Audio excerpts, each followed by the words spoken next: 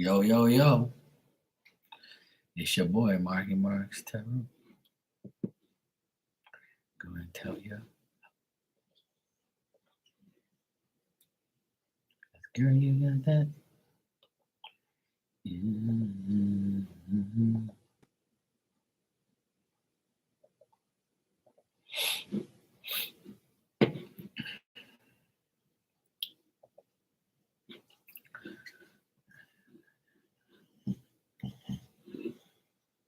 Why is this thing on here?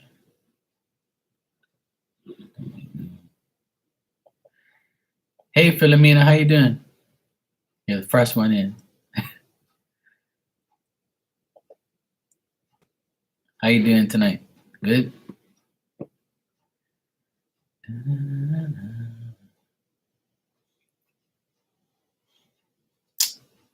Something on my glasses.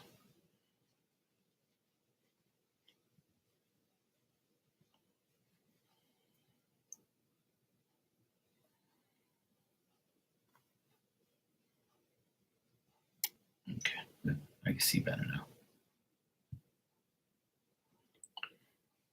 Yeah. I don't blame you.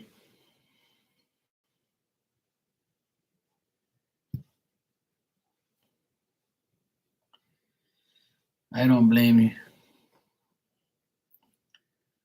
That's why I kind of stay away from any type of relationships or anything. I've had my I don't deal with no bullshit, so I don't blame you. I have no time for games, no time for listening to people's crap.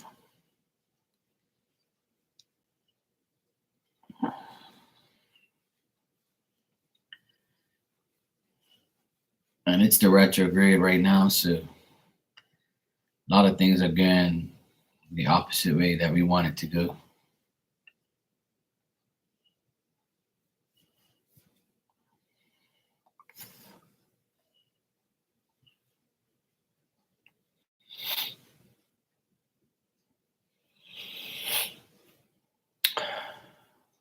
Best thing is to always take care of yourself first. Oh my God. I don't know why it's like that.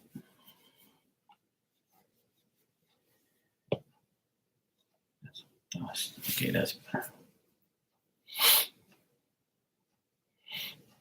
Yeah. I just got your donation. You can ask your question when you're ready. Thanks. Well, the best thing is to always choose the better person. It's nothing wrong with giving a person a chance like you did, but that's it's just how it is. It's all about life is all about choices.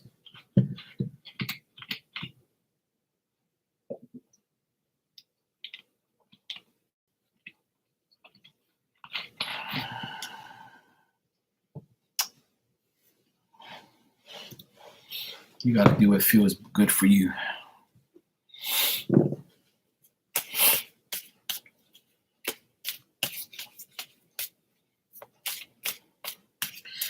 A lot of these men out there, they're man babies. All they do is act like babies, but they're grown men, but they act like babies, or they they act like the woman is an idiot, or they're oblivious to everything. And then they make it harder for a good guy to get them because their women are so used to bad guys. And it's the same thing with men who look at, a lot of these women that are crazy. Then when they find a good woman, it's like, nah, this can't be real. So it's a challenge. It's a huge challenge in the relationship sector now.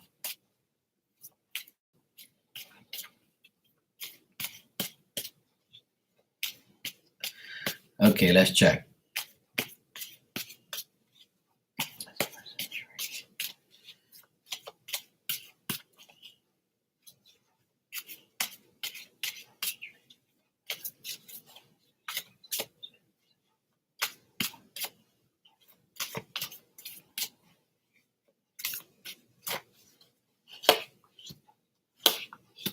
Ooh, Oh wow. This is the best cards I've ever gotten for you ever. I got the world, the lovers, the page of wands, and the magician on the bottom. Holy shit. So it looks like you actually made the right choice. Honestly, like I didn't mean to say it like that, but no pun intended. But this is actually good, very good cards. I don't really get all upright cards in a reading like this. And I only pull three cards and I look at the bottom one. So the world is pretty much to me is like a woman that looks good to the person that you're asking about. So he thinks you're beautiful, he thinks you're compatible, he thinks that he admires you, he likes you, he wants to be with you.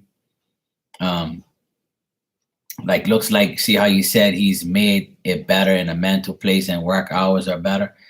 Like this also is saying that he's bettered his self, and it's not like it's the ultimate change for him. So he wants you to recognize him for his change because that's like a big thing for him. He feels like the more he changes, the more you're gonna like him, or the more you're going to like the new him. Um, with this lovers here, it's just he wants to begin a romance. He wants to begin, being more of a friend to you, having more deep feelings, being emotionally free as well. And also, he knows you're going to test him out. He knows you're going to test his sincerity to see how if he's really about that life, like you've done with everybody else. He's going to try and gain your trust, and he's trying to make sure that this is going to work. I think that he looks at you as a faithful and loyal person, and he trusts you, and he knows you have, good intentions, and he knows you're consistent, and he's going to try to match that. So with him being the magician here at the end, it's a person who uses their skill at work. So if he's a type of person where he works with his hands, like carpenter, electrician, things like that. If he's the type of person that uses his skill in work, it's like it's making him feel good about him using his hands and using his skill. And if not, it just means that he's a good salesman or he's a good person at work. He's trusted at work. So he's telling you the truth about the work and about his mental space. It looks like he's in very good shape. And he's going to continue to be that way because he wants to be with you and because he wants to better himself. So it looks really good. It looks like it's definitely going to be different this time around. Like I said, these are really good cards. World, lovers, paid ones, magician. Can't go wrong with that. This is all like to do with him wanting to be free and share his emotions, share his feelings, and just put trust and harmony into the friendship and possible relationship, obviously. But he definitely likes you a lot. He definitely thinks that you're beautiful and you're compatible with him, and he thinks that you're the right person for him. Yeah, yeah. Sometimes you got to, for sometimes you got like if you love somebody, you let them go, and then if they come back proper or they come back right, then you can take them back or give them a chance at least. So that's the whole thing. It's a good reading, and it's good. He looks like he's doing good, and as far as answering your question, things will be different, yes. And that's because he's different. But I still, see that he likes you a lot. He admires you, and he wants to work really hard on your friendship and your trust and your relationship. So that's a good thing, Philomena. It looks like you finally chose somebody that's not got no issues here, but the other guys I read for you, they're all over the place. They're not really sure what they want, but this person looks like they're definitely sure. So that just proves that you chose the right person. So that's good. I know you've talked to me about him before. So it looks good, Philomena. It looks like it's gonna be a good thing for choosing him, and just allow him to allow him to be consistent, allow him to give you good intentions, and allow him to be loyal and trust you and test you, and you know what I mean, like just let him be himself. I think he has more self-confidence and more willpower now, and looks like it'll be a lot better than before, definitely.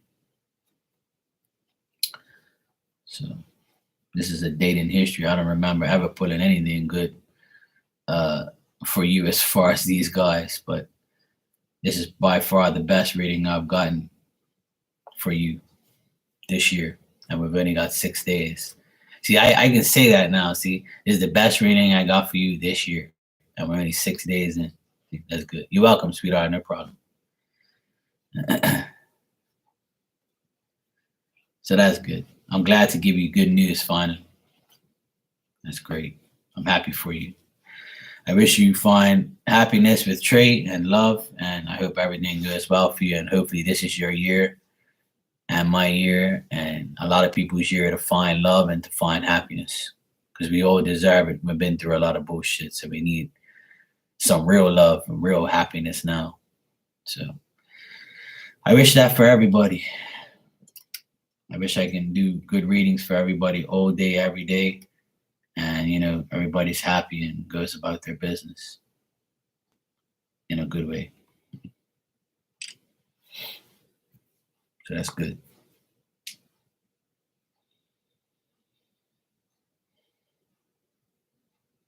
That is good.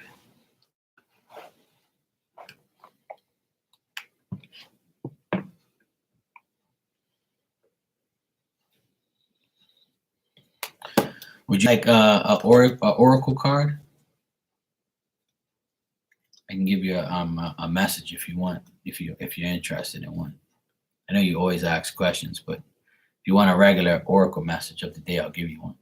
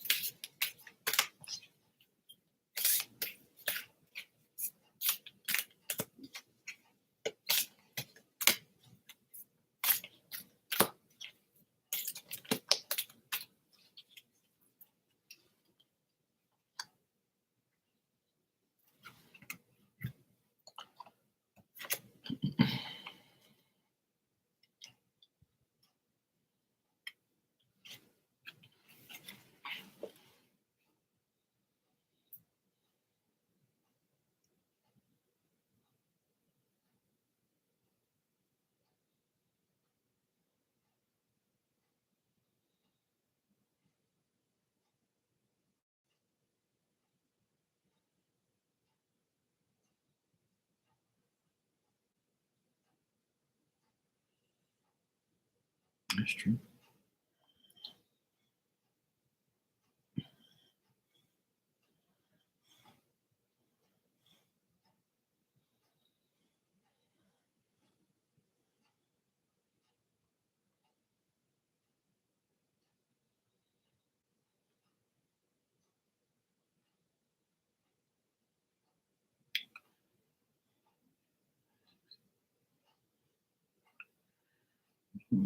Let me see.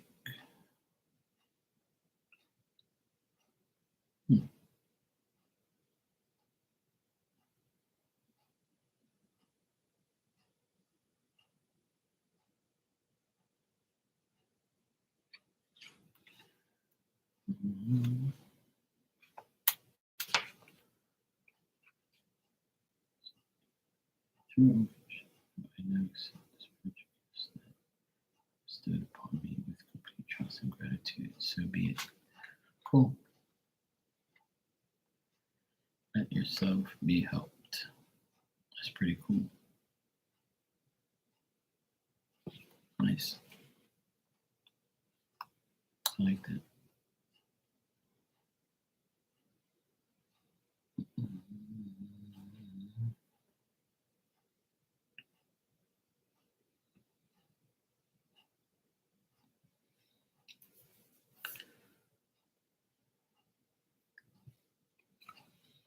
We're gonna read that later. Q.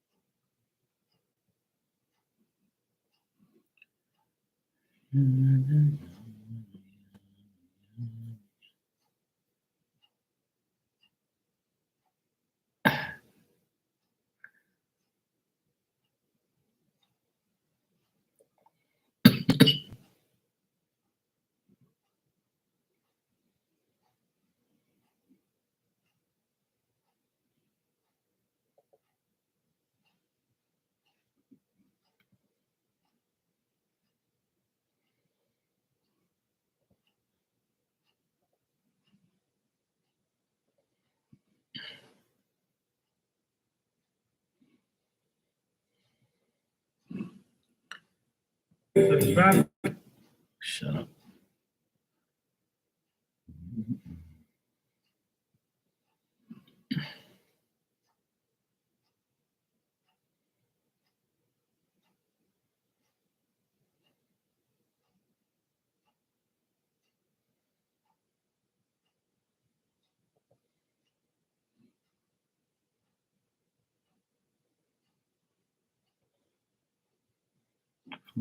Astrology.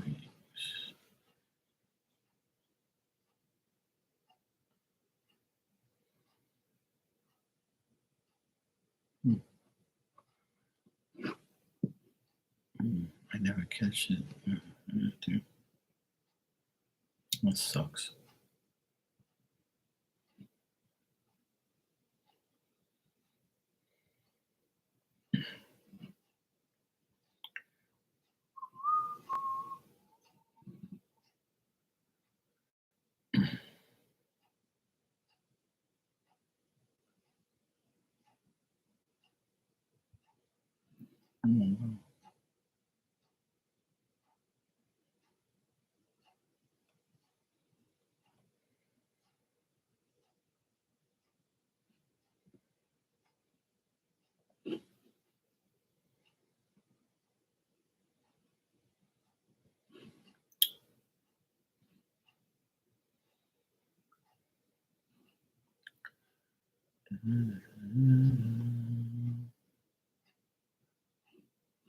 I don't know why people do that.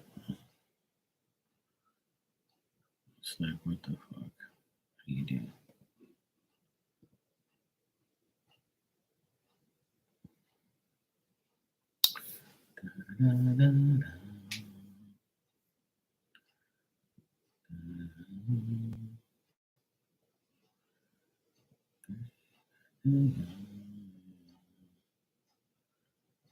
Right?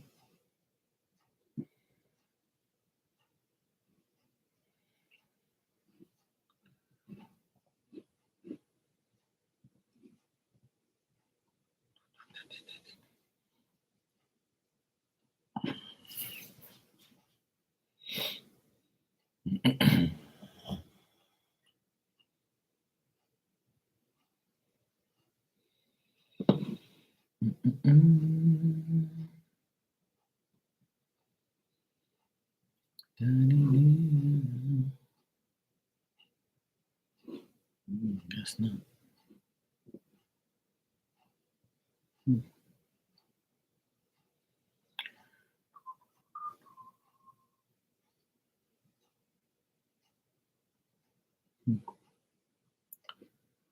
Not work. It's weird.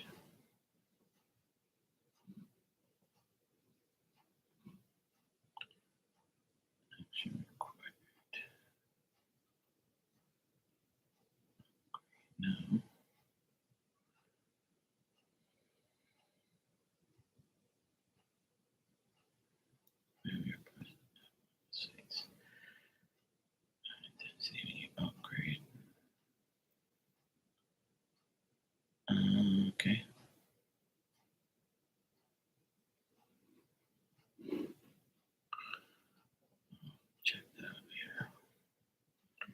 Hey, Nia. I'm doing good, sweetheart. How are you?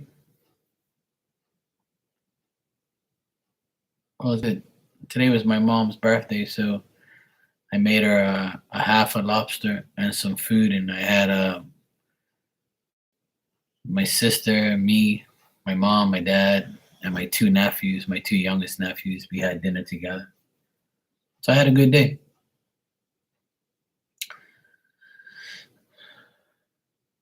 Did a little bit of work and had dinner with my mom on her birthday, so it was good. It's really good. I came on earlier live for a bit, well, not a bit, for 2 hours, and then now I'm back again.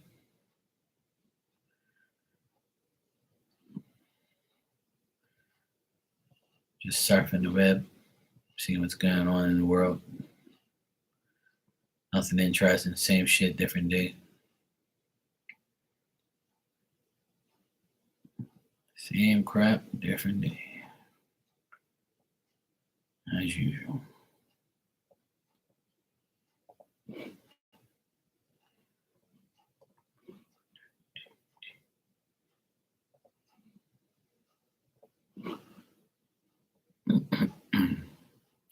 Yeah, we had a nice dinner. I made lobster for my mom and my sister, and I had tuna. In Bermuda, there's like fresh fish caught like all year round. Like we don't really have a real serious winter. It gets cool, but it's no snow or nothing like that here. So the fisherman guy I go to, he like sets up on the side of the road every Friday morning, and he sells lobster. He sells all sorts of fish. He sells everything, everything seafood.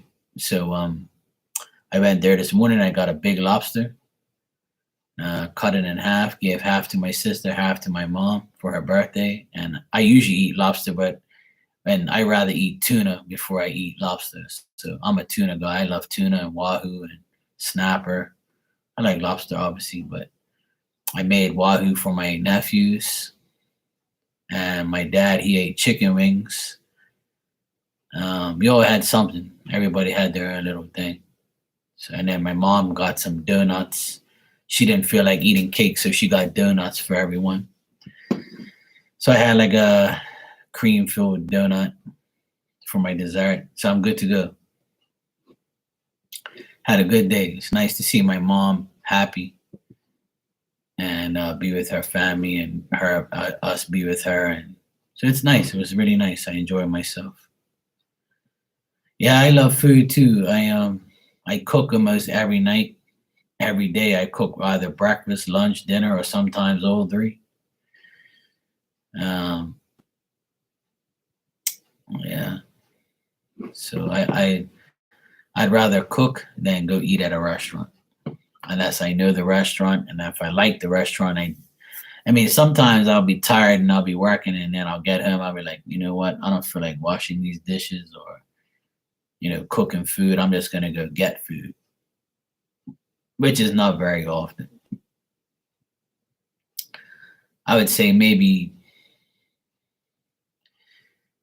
once every 10 days or once every 2 weeks I'll get takeout.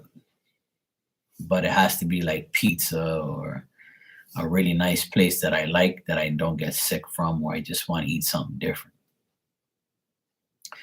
But majority of the time I'll make my own food. It's better that way. I can make it to my liking. I can cook it the way I want. I can eat I can eat the sides that I want. So it's nice. It's just a pain in the ass to cook every single day. But I don't mind. It keeps me busy, keeps me happy because I like to eat the right foods and good food. So yeah. I eat fish at least 2 to 3 times a week. I like fish the most. My favorite fish is tuna. I had potato wedges with my tuna and cauliflower. Like now it's the like cauliflower season here in Bermuda, like where they pick the cauliflower. So I got fresh cauliflower, nice potato wedges. It was good. Good food.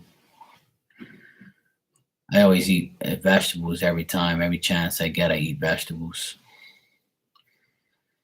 Yeah, it is nice. It was really nice. I try to eat good food every day instead of garbage. Obviously, I don't really eat fast food stuff. I'm not a McDonald's or Burger King person. I'll make my own burger on the barbecue, homemade burger, or I'll buy some patties or something like that and season it to my liking and eat it the way I want to. Go fry up some. I like to make when I make hamburgers on the barbecue, I'll get like a sheet of tin foil and I'll put like a couple slices of bacon on there to add it to my burger. I gotta eat bacon with my burger so it actually has some flavor, some onions, mayonnaise, all that type of stuff. Sometimes I'll do mushrooms too and cheese. I switch it up. I do a little bit of this, a little bit of that. It's nice to have different food, to have different ways to cook it, different ways to do it. Sometimes I'll eat a chicken burger, a regular meat burger, or a turkey burger, chicken burger, whatever. Something there. It's got to be different there every day. I'm thinking about having ribs tomorrow, pork ribs. And what I do with that, I defrost it and then I marinate it and then I put it in the oven like for like 3 hours. When it comes out of the oven, like the pretty much falls off the bone.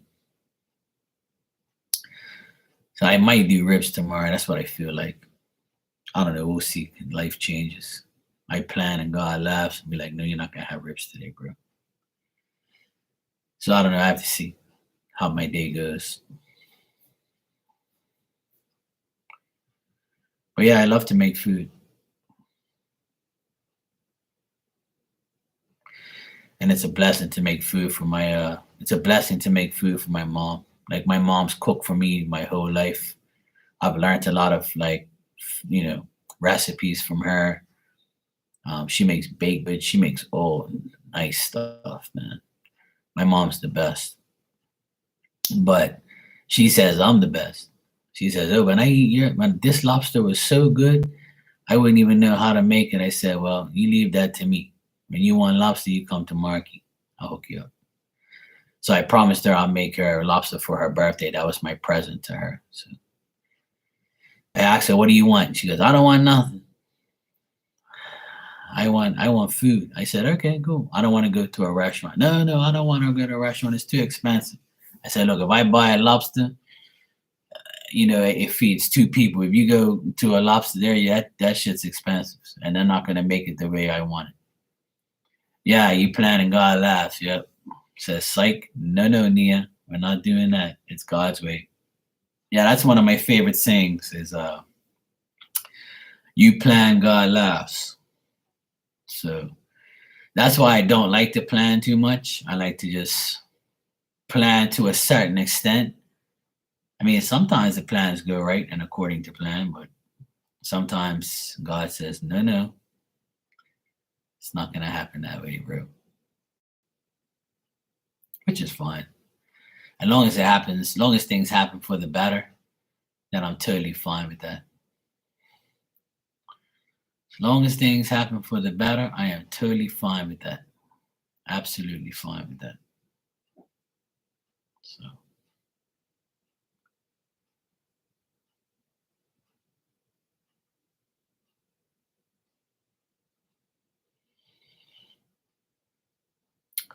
But the thing is, you always like try and figure out what the heck you're gonna eat the next day. It's like, what am I gonna eat today? Yeah, sure, sure. That's what I'm here for, sweetheart. No problem. I'm fine with talking all night, but if you want to donate and ask a question, that's what I'm here for, sweetheart. No problem at all. It's quiet. It's quiet tonight. So you got me all to yourself. Philomena had me all to herself earlier. Now you can have me all to yourself. It's the perfect time to donate when you have nobody else around. It's Friday night, so I'm not expecting everybody to be in here. They're probably doing what they're doing. But I came on early because I want to get in my bed early tonight. It's 10:45 p.m. here, so I want to stay on here for at least an hour and then I'll be gone.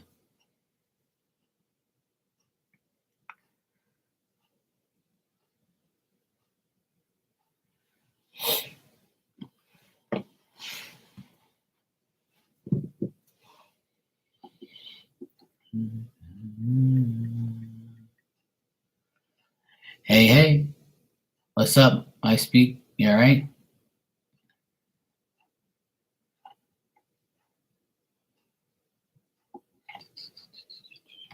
All right, cool.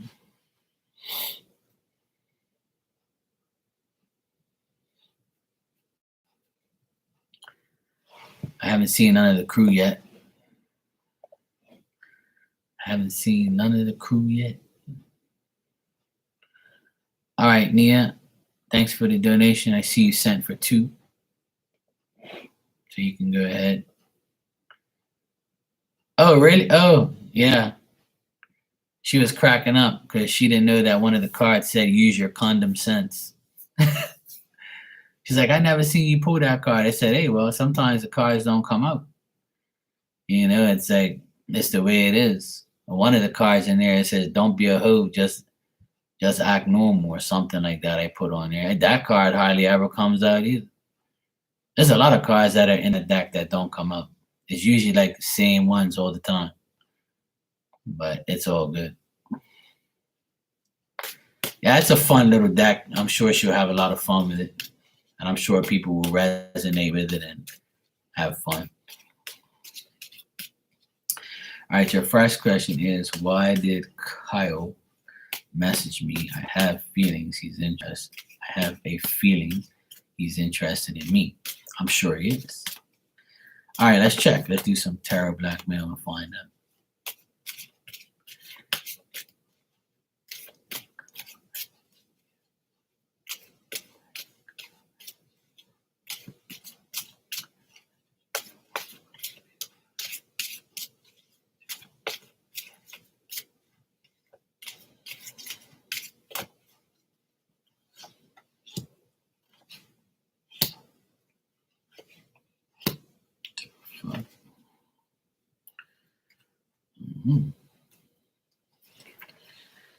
Okay.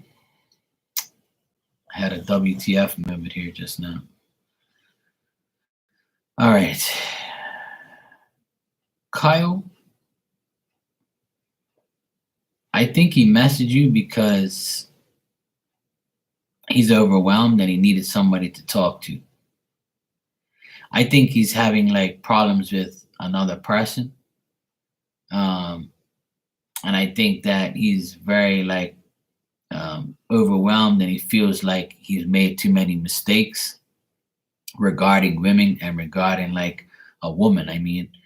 And it's like made him feel kind of like off, and he's dealing with also another man, and this man is like trying to do some bad shit to him, and he's like, you know, trying to like get away from, it seems like he's trying to get away from negativity and negative people, and it looks like he argued over a woman, so like that's why he's trying to get rid of or get away from the negative people, and then that's why he probably messaged you, is to see if like he can actually be around somebody that's decent or somebody who is actually you know, suitable for him. So I think his overwhelming feeling in his life and it leaded him to message you. He is interested in you. He's interested in beginning a friendship with you. He feels like you know, there's some type of, you know, union between you and him. He feels like there's an understanding between you and him. So if you've talked to him a few times, or if you've talked to him recently, like when he talks to you, he feels like you understand him, and that's why he's reached out to you and messaged you, because he's like, let me see if Nia's an actual decent woman, because I haven't found any decent women. So if he talks to you about his past relationships, he'll probably tell you that he's been in some arguments or disputes with somebody before, and this has made him mad. So that's why, like, it looks like he's rested and he feels better and he's willing to like come over. He's faced reality and knows that he's not going to be able to deal with certain people. So that's why he's probably trying you out now, or he's probably trying to figure out a way to get rid of all these people and be with somebody that actually he's interested in and feels for. So it looks like he wants to develop a friendship with you, and it looks like he thinks that you understand him, and he wants to begin to have a good friendship with you in the future. But he's going through a lot of bullshit right now. I feel like he's arguing with somebody and arguing over someone.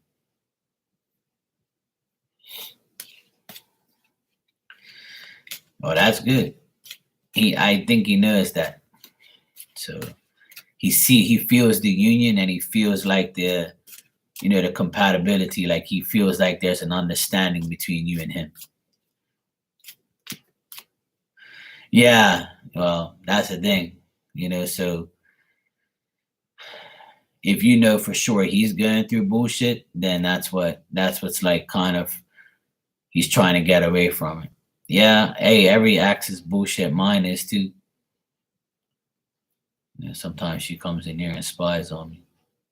I know she does. I check. It's funny because this year, my ex, this is the first year that my ex didn't say, like, in the last, maybe I don't know, in the last 6 7 years, even though like we were on and off and then we broke up, she would always like message me and say, "Have a good Christmas and Happy New Year. I wish you the best." Blah blah blah. I don't care if you respond. I'm just wishing you a Happy New Year or a Merry Christmas. This is the first year she didn't do it, and I was like, yes, finally, you left me alone. So that was nice, to not hear from her at all. Hopefully, she's finally getting the point that I don't give a shit. Like, just leave me alone and move on with your life. You don't need to message me. So that was actually a good thing this year, a very good thing. I was actually happy with that. I was like, yes, don't text me, don't text me, don't call me. So that's good.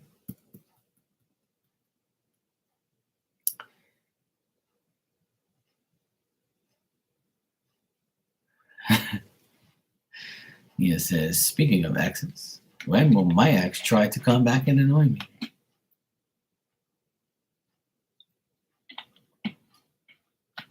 Well, like I just said about mine, thank God she didn't annoy me this year. So I'm happy.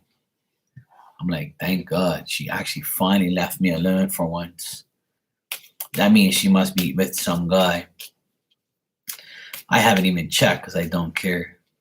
So I don't even want her energy in my cards. But usually when she doesn't have anybody, that's when she'll text me and call me and think that I'm going to take her back or something. I'm like, hell no. No thanks. All right. Hey, Hermana. How you doing? How you been?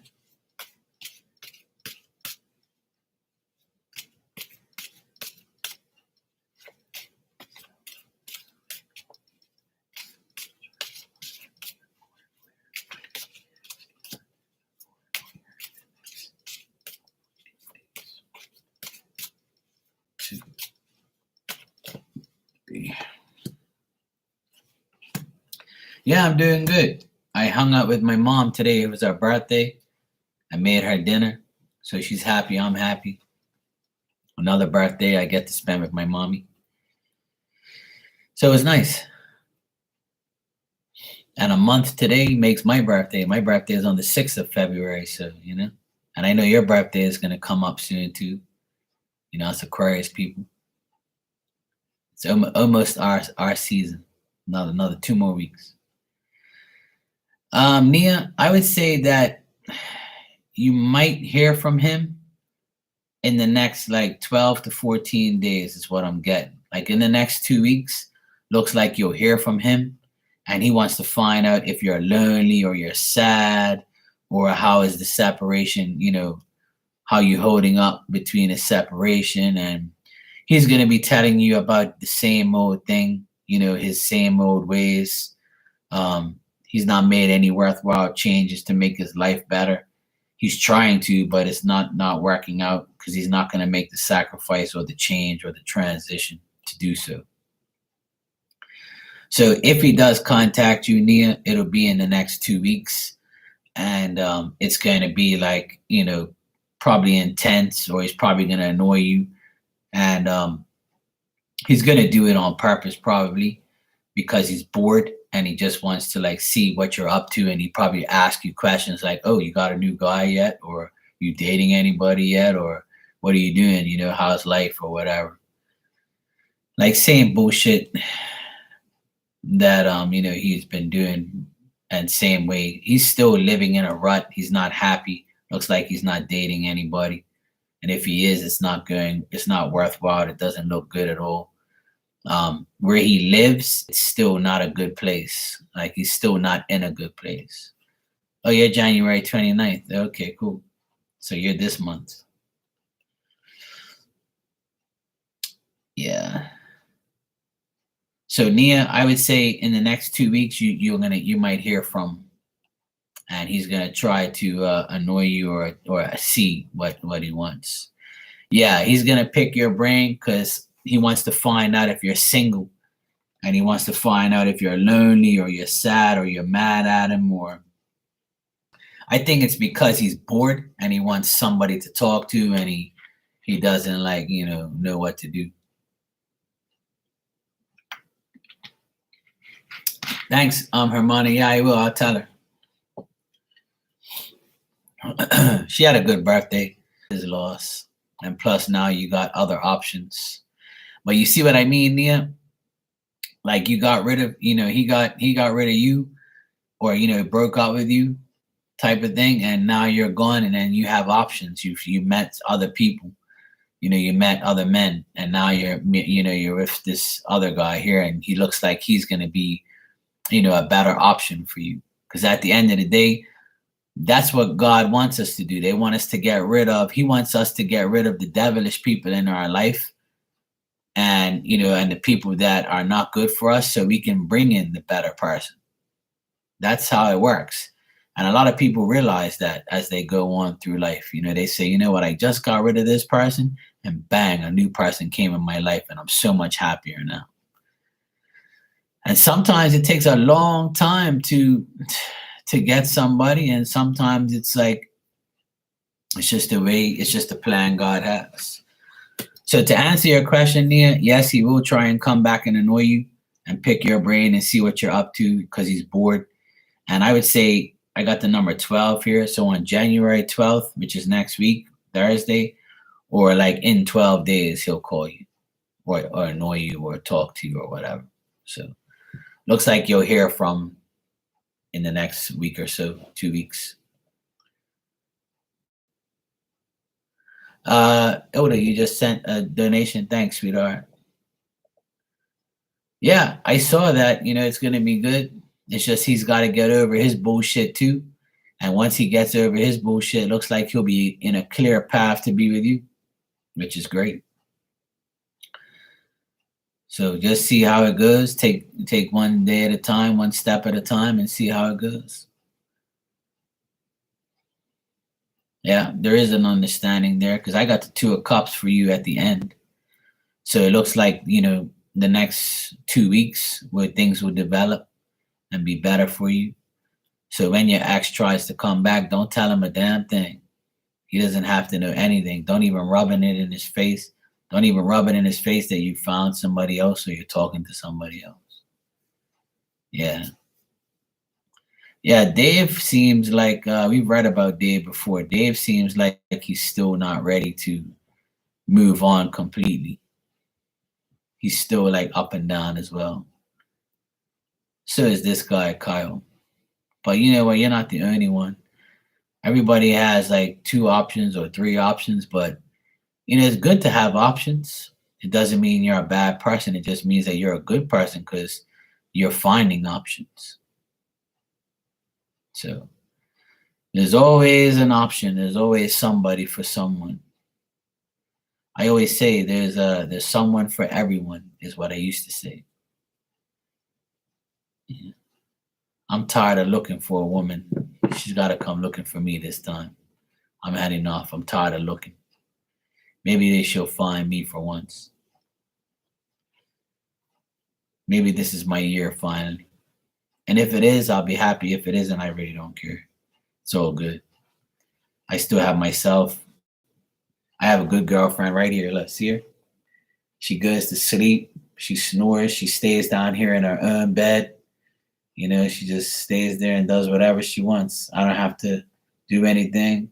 I don't have to clean up after her. All I gotta do is feed her and give her hugs and kisses, and she don't say nothing back.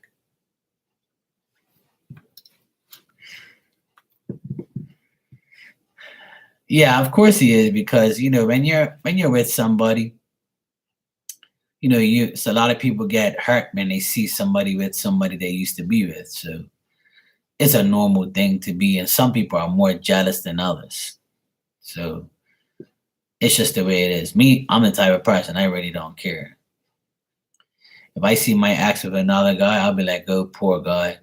He doesn't even know what he's about to get himself into." That's exactly what I say. And that's what I said the last time when I broke up with my last ex, and she ended up dealing with the guy, and the guy ended up leaving her. And I was like, "Oh well, too bad. Not my problem. Don't come back here." All right. Hermione, you said, "I have an old friend who I'm not friends with anymore. She was disrespectful and I cut her off and told her about herself." Oh, that sounds like me. She said, "Happy New Year" in a text. And I said, "How are you? What's up her sleeve?" Hmm. Maybe she was drunk. Yeah. Maybe it was a drunk text. All right, let's check.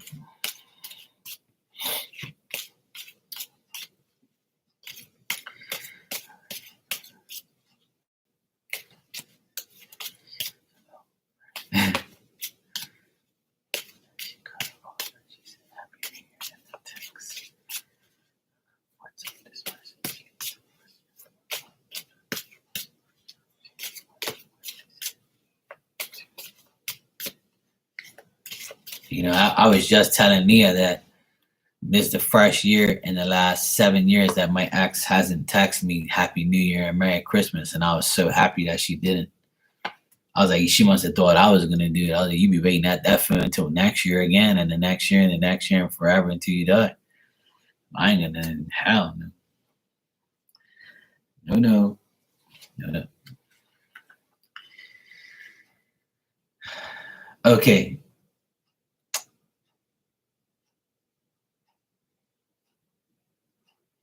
All right. This person, I feel like they're going through like a broken sequence, like they're going through some bad times, and that's why like they kind of text you to see how how you're doing, because they are going through some bad times and they have bad luck, and they weren't expecting to have such bad fate.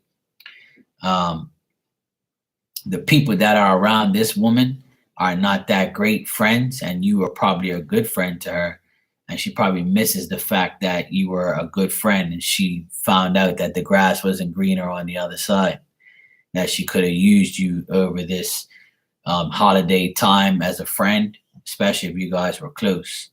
It looks like she was. If this woman has a husband or a boyfriend or like someone that she's with, that's the only thing that was good in her life was her man.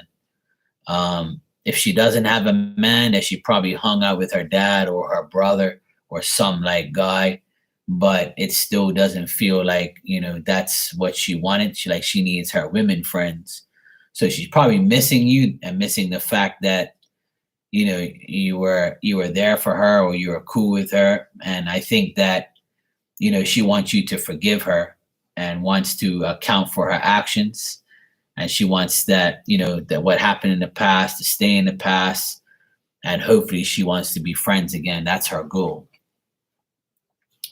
Her goal is to like be friends with you again, but ease her way back in because she knows how you feel.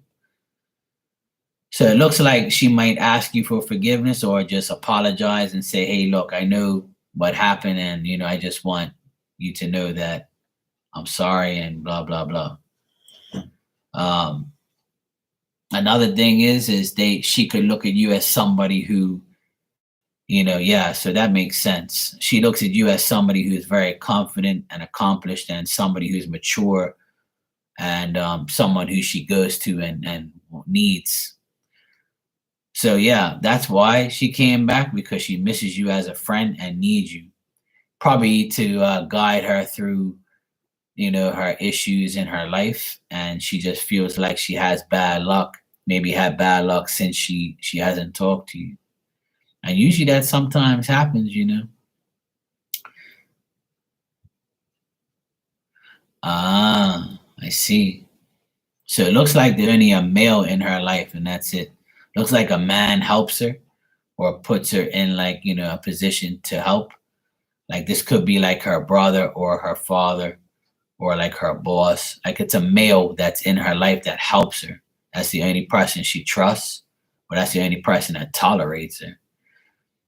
But she's going through a lot of bad luck, and she's getting calm, and she's like wanting to try again with the people that she knows that actually would give her another chance. So she thinks that you're going to give her another chance, and she's going to try to be, your friend again. So I would say be prepared for, her to take action and to possibly ask for your forgiveness. I don't blame you, Hermana. I don't blame you at all. I don't blame you. Us Aquarians, we don't forgive and forget. We don't deal with that. We're just like, bye, see you later. We don't need to deal with you. Bye. We can't trust you. We can't love you. So I totally understand. From one Aquarius to the other, I totally understand. And a lot of people, talk bad about me because I don't forgive people, and I'm like, it's not my job to forgive. That's God's job to forgive you for your sins. I'm not forgiving you for nothing, because I'm just gonna forget you. That's the best thing. I don't have to forgive you. There's no law that I have to forgive anybody. I'll forget you before I forgive you.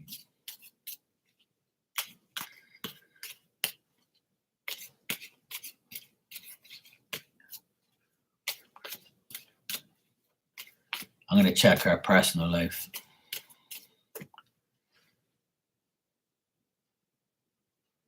Okay. Yeah.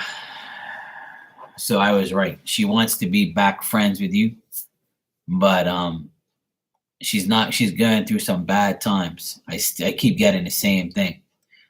Um, she's going through disappointment, unhappiness. She's had a lot of bitter experiences. She's like stuck in her life right now. She doesn't know what to do.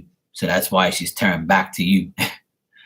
But she does want to be your friend again. That's her goal. Her goal is to be your friends again, to have a partnership with you, to be, friends again, to renew your friendship. She wants all of that. But she knows it's going to be a task. But she's going through a lot of disappointment and unhappiness, and she's looking at all her bitter experiences and saying, like, what the fuck am I doing here? So a lot of goals and plans that she's made is not happening. It's still a cloudy situation where she doesn't see the light at the end of the tunnel. Yeah, and on the bottom it says that she's suspicious, she's doubtful, she's shady. She's fearing the worst, and she just needs help. She needs somebody to help her, someone to con to help her. So yeah, your intuition is right, Hermana. She's shady, and she's not to be trusted. That's what I'm getting in here. It says not to trust her. She's shady and she's doubtful, and yeah. Well, a lot of people are like that. My brother-in-law is in that predicament right now. He doesn't have any friends, and he's begging his friends to be his friend again because my sister's leaving his dumb ass. Hey, Santina, how are you, sweetheart? How you been? It's funny when people. Well, it's not funny, but it's funny to me because I know how sad it is that when a person thinks that they don't need anybody, and they there's no I in team, and people just think that they can do it all on their own, and they don't need nobody, they don't need God, they don't need people, they don't need nothing, and they think that their money will make them better, or their job, or their life. They think that they can do everything without nobody, and then they'll admit that they need you and want you and try and get you back, but it's too late. You have already burnt your bridges. Only a fool will take back a fool. You are who you hang around. So if you hang around people that leech off you, disrespect you, treat you like a slave or a piece of trash and a peasant, then why would you want to be around that person? If I can't trust you, I don't want you around me at all. I have to trust you in order to be with you. A friend, family, whatever, it doesn't matter. If I can't trust you, goodbye. If I feel you're a shady person, then I'm going to keep you at a distance. So, that's it.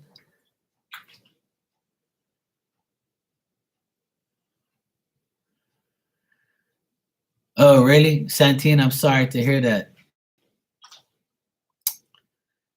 Yeah, I kept seeing that in the cards that you're going to be involved with that. So, yeah, it is the dumbest shit ever. People just, let me tell you, there's a lot of family craziness. My brother-in-law, like, honestly, if I was the person I was 20 years ago, I'd probably be in jail right now for beating his ass.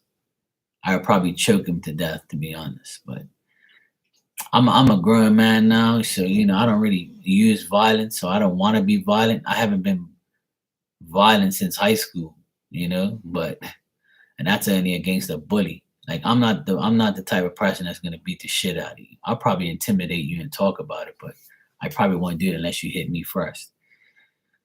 But some people deserve to get a beating, and some people need a beating. Hey, Shakima, how are you, sweetie?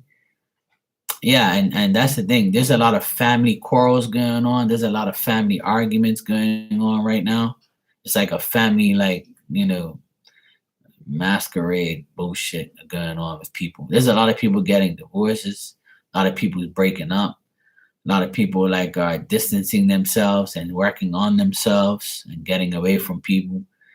I've heard a lot of people say to me lately that this, that, and the other, I got to get away from this person. I got to better myself. This person's crazy. This person's bipolar. This person's stupid. This person's delusional is the famous word. It's just everybody's going through it right now. And, like I said, my brother-in-law is trying to put me in the middle of his divorce and try and blame me for cheering on my sister for getting rid of him. And he's going around telling people, oh, yeah, Mark is this and Mark is that. But he looks like a fool because he's going around. He went all last year.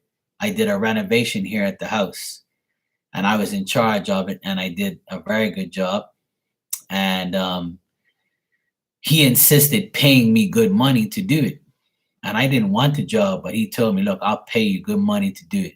Like I'll give you, I know you want to give us a discount, but I'm going to pay you top dollar to do the job because I need it done properly. And he's got the money to do it. So he told everybody that I was the greatest thing since sliced bread. If it wasn't for me, his house would not look the way it does. If it wasn't for me, then the house wouldn't look this way, that way. Thank God I was here because everything would have been fucked up. And the people that did the job did a shitty job. My brother-in-law did this, my brother-in-law did that. So now he's getting a divorce, right? He goes around telling everybody, I don't do this, I don't do that, I'm a piece of shit, I don't pay rent, I don't do this, I don't do that, I leech off of him and my sister. All these lies, right? And I'm just listening to all of them from people, and people are like, what's wrong with this guy, Mark? He just put you on a pedestal for 12 months and said that you're the greatest thing, and if it wasn't for you, he'd be fucked. And now you're no good? I said, yeah, because that's how people are. When they don't get their way, they change their outlook on you. But when you do what you're told and do what you want them to do, then you're the best person in the world. You didn't know how that works. And this is what happens, is it doesn't make sense doing too much for too many people. Because when you do a lot for somebody, they're liable to shit in your face eventually. So that's why I always keep my distance and don't do too much for one person. Like I like to spread my love for everybody, spread my, my kindness to everyone. Like I don't just pick somebody and just give them everything, because when you do that, that person is going to be the one to shit in your face. And it happens all the time. And it doesn't matter how long you've known somebody or how short you've known somebody. And that's the energy that's out there right now. Is people constantly use people to get what they want. And when you turn on them or you say something to them or you fall out, that person is everything bad under the book. And it's ridiculous. People are just absolutely stupid to praise somebody one day and talk shit about somebody the next day. And it's happened a lot recently to a lot of people, including myself. But like I said, millions of times, if it's a lie, then why should it hurt? Right? If people are lying about you, then why should it hurt your feelings? It's only gonna hurt if it's true, right? So if it's a lie, go about your business and live your life and don't even entertain that stupidity. And that's the what my advice is to everyone.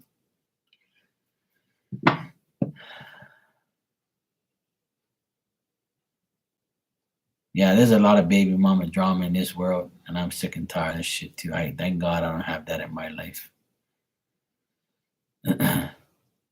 She's a loan officer. She was trying to tell me what I should do with my loan. So, because she wanted me to give 20% to my sister and brother.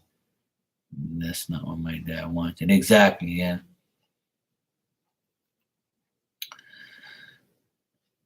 Yeah, if your dad wants something, you go for it. You do what your dad wants you to do. You respect his wishes.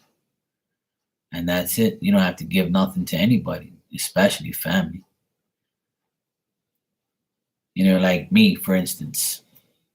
I teased my parents today because I had dinner with my mom because it's her birthday today. So my dad was there, and then I said to my dad, "Oh, you have four children. I made lobster for my mom, and I've done a lot for her. Do me and my youngest sister do a lot for them. But my oldest sister has been pretty good with my parents. She's given them some, a lot of stuff and been there for them. But my brother, he doesn't do shit, because he's the poorest one, but he's also the fattest one and the one that eats most. So if you're living a nice life, eating all this food, then don't you have something to give to your mom too? He's always the one that she like, oh, poor him, he's got a shitty life. Oh, well, obviously he doesn't if he's feeding his face every day. Am I right or am I wrong? A poor person's skinny. They ain't fat. Last I checked. So I was like, well, so what did your rest of your kids get you, mom and my dad? And I was like, oh, so what? They're trying to compete with me because I do more for you? So they get mad at me when I say things like that. I just say it just to aggravate them. Because I feel like all your siblings and your brothers and sisters should always take care of your parents when they get to a certain age. But unfortunately, not all my siblings are the same. And I don't do a lot for my parents just to have a trophy or have a medal at the end of the day. Because when they die, all their belongings is getting all split between four of us. It's already in the will. But, sometimes it's not fair because I do more than all of my siblings put together. And my youngest sister, she does a lot financially, but I do all the physical work. I take care of their house. Right now, for the past 2 months, I've been painting my mom and dad's house. I pay for the paint. They try to give me money, and then I take the money and I go buy them groceries, and they get even more pissed. So they'll give me money and be like, oh, you're not charging us. You're doing this for free. And, this costs like thousands of dollars what you're doing. At least take this couple $100. And I'll take the couple $100 and I'll be like, all right, no problem. And I'm like, I know what you're going to do. I know you. I said, that's why I told you, just keep your damn money. I don't need it. So I'll take the money And I'll go right to the grocery store and I'll buy a shitload of stuff from like a bulk store. And she'll have like groceries and stuff for like months. And she'll be like pissed at me. And my dad would just shake his head and be like, why can't you just take the money and use it for yourself? I said, because I don't want your money. Like, I want to help you. Just allow me to help, for crying out loud. So family stuff is very hard. It's, sometimes siblings get what they don't deserve. But at the end of the day, you're all family, right? And everybody's right to have everything. Yeah, I know, Oda. It's not good. I've seen a lot of siblings fight and not speak to each other because of the will, and because of this person has more, that person has less, or this person is getting a chunk of, the estate or the money, and they don't really, deserve it. So it's kind of like annoying, but at the same time, it's the law. It's just the way it is, and you can't get away from it. So, I'd rather have my parents alive and do things for them than them to be passed away and fight amongst my siblings about who gets what and what gets where and who goes where and whatever. I don't want that day to come. I really don't.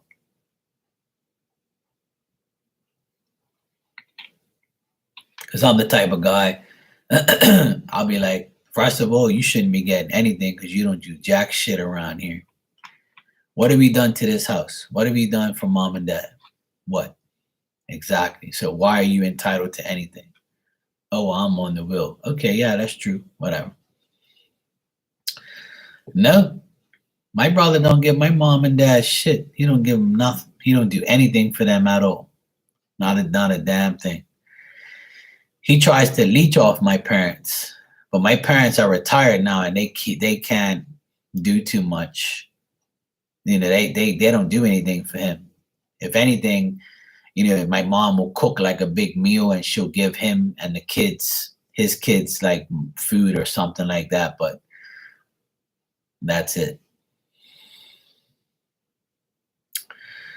Yeah, I don't really speak to my older brother and my older sister that much. We speak this Christmas, we all spoke and we all got along. And that was my parents' wish, was for me to see. This Christmas was different because my youngest sister's getting a divorce.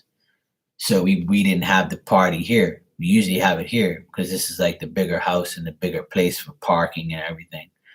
So my other sister has a big house and parking space. She has a bigger yard, and we used to go there often. But since me and her fell out, we don't really speak, and I don't really go there. But I speak to her sons, which is my nephews. We speak all the time, but they know how their mom is. So my brother-in-law, that's my older sister's husband, he told my sister, please tell Mark come here for Christmas. He's more than welcome to come. And don't worry about my wife, which is my sister. His wife, which is my sister. Don't worry about her. She'll get over it. And she needs to get over it because we're family. And she needs to suck it up and just realize that she was wrong and get over it and stop holding grudges. So I went there. I'm an adult. I didn't say, I spoke to her, said Merry Christmas, all that type of stuff, and I helped out, did what I did, had a great time with my nephews and my family, ate good food. And when I left, I told her, thank you for having me. I appreciate it. And that was it. Simple. Now everything's okay, but not really. I'm still not. I keep them at a distance. I'm not going to be all hunky dory with people who disrespected me. So, yeah. So family is hard to deal with at times because you get hurt and you don't want to be around them anymore. If I had my way, Christmas I wouldn't even have went there. But my nephews begged me to go, and they were like, "Come on, Uncle Mark, you gotta come. We're gonna have fun. We're gonna play football and volleyball, and we want to talk shit. We can watch the game afterwards. We're gonna be outside anyway. All of us hang out together. Because when I go Every Christmas, I sit at the table with the kids. It's just me and my 6 nephews. That's how it always is. And all the other everybody else is in on um, in the other table because I don't want to sit with no fake ass people. So I sit with my nephews. We talk about sports. We laugh. We have fun. We joke. And then when we get up, we just go play sports, and that's it. And that's what we did this time. We haven't done that in a long time. So it was one of the best Christmases I've had in a long, long time. And because of me, because if I didn't go, it would have made a lot things a lot worse. But I don't. That's the thing. Like I go there for my nephews. I don't go there for my sister and my brother and and people that are in my family that I don't talk to. I don't care. I can go somewhere and not talk to you or just speak and just be, cool or whatever. And when I leave after like 2, 3 hours that I was there for, when I leave, it goes back to normal. I'm not gonna like associate with you or be cool with you like that. But I'll say hi and hello and thank you and whatever and goodbye. You ain't gotta be in my life every day, and I don't want you in my life every day because I already know what type of person you are. You're not gonna change overnight. You probably never will change. But my nephews told me, Uncle Mark, don't worry about my mom. She's in another world. Just leave her alone. She's never gonna change. She holds grudges.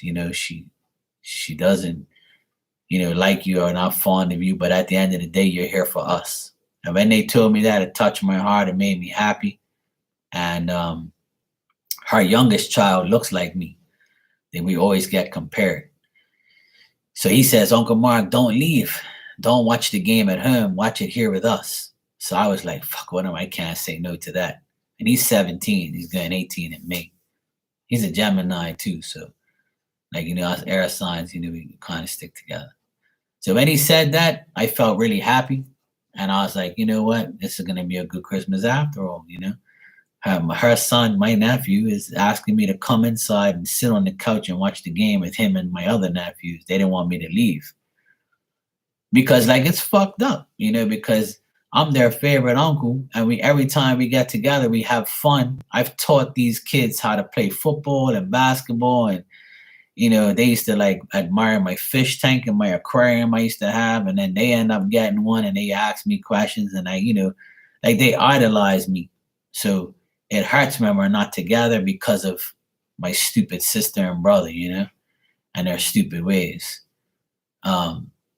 But this Christmas was a lot different. It made me really happy to be with them because they're the only things that I care. They're the only ones I care about, really. I care about my 6 nephews, my youngest sister, my mom, my dad, and that's pretty much it. Everybody else is irrelevant. So, and this Christmas was really good because my brother got divorced 5 years ago. His ex-wife was a lunatic. And this Christmas was the first Christmas without my youngest sister's brother-in-law because they're separated. So Christmas was even better without those people. So it was really good. It's no toxicity around, no bad negative energy. So it was good. I had a great time and I was really happy at Christmas. And my oldest nephew, he's 20 and he goes 21 this year and he's in college. I've known him the longest, obviously. And, when he sees me, he's like, hey, Uncle Mark, hey, you saw the game. They're all into sports like me. They, like I said, I'm their idol. And that's why I changed my life in the last 5 years. I wanted to be, a better person, stop smoking, stop drinking. I don't want them to see me do those type of things. So like, because they idolize me so much, I don't want them to do what I was doing, even though I kept it like kind of a secret. They didn't know. But yeah, in the last 5 years, I stopped all of that. So that way they won't see me do it. So they don't do it. So it's good. It makes me feel good about myself. And it makes me feel like I can still be their idol and somebody that they look up to. Yeah, everything worked out. But see, it takes a real person it took me to say, I'll go, even though I don't like my sister. and we don't get along. And I know she don't want me in her house, but her husband like forced the issue. He was like, look, get over it. This is my house too. Get over it. We're a family. We need to be together. You need to get over this petty little bullshit you're going through. And the kids told my sister, my youngest sister, that they told their mom, Uncle Mark's not a bad person. I don't know why you keep acting like he is. And if anything, you're the one who started the whole argument between you and him in the first place. Stop being petty and stupid and holding grudges against people that ain't done nothing to you because you didn't get your little way and start a little hissy fit. So at the end of the day, the kids are older now. See, they know the truth. They know it's not me, it's them. Like, I ain't done nothing wrong. I'm good. I'm not a shit start. I'm not a jealous person, or I'm not like a bad person. So, like, if you're going to disrespect me, then I'm going to tell you about yourself, and that's your fucking problem. So the kids are at an age, well, they're not kids, they're boys, they're teenagers, and they're, I have an adult now, 20-year-old nephew that's in college, and he pretty much told his mom and my youngest sister, and my youngest sister told me that, hey, he said that, he loves you and he wants you around. This is fucked up how you always like, I have to be like the, you're making me out to be like a bad person when really I'm not. It's you. Like, you're the idiot that holds grudges and can't get over the fact that you got told about yourself. She's a school teacher. Yeah, she is very. See, because I'll tell you what, she's a school teacher and she has been for 25 years. She's very good. A lot of people talk good about her and some people talk bad about her. Obviously, every teacher has good and bad. Every person has good and bad for someone. See, she went to school and college for 6 years, and she got a master's and bachelor's degree in teaching. And she came and she worked very hard for that. I don't take nothing from her. I'm proud of her, and I'm glad that she got herself what she wanted. But me, on the other hand, I dropped out of school at the age of 17. I went straight to work. And then at the age of 30, I had my own business. And now I'm about to go 46 in a month. And I've been on my own for 15 years. And I'm very successful. And she hates that.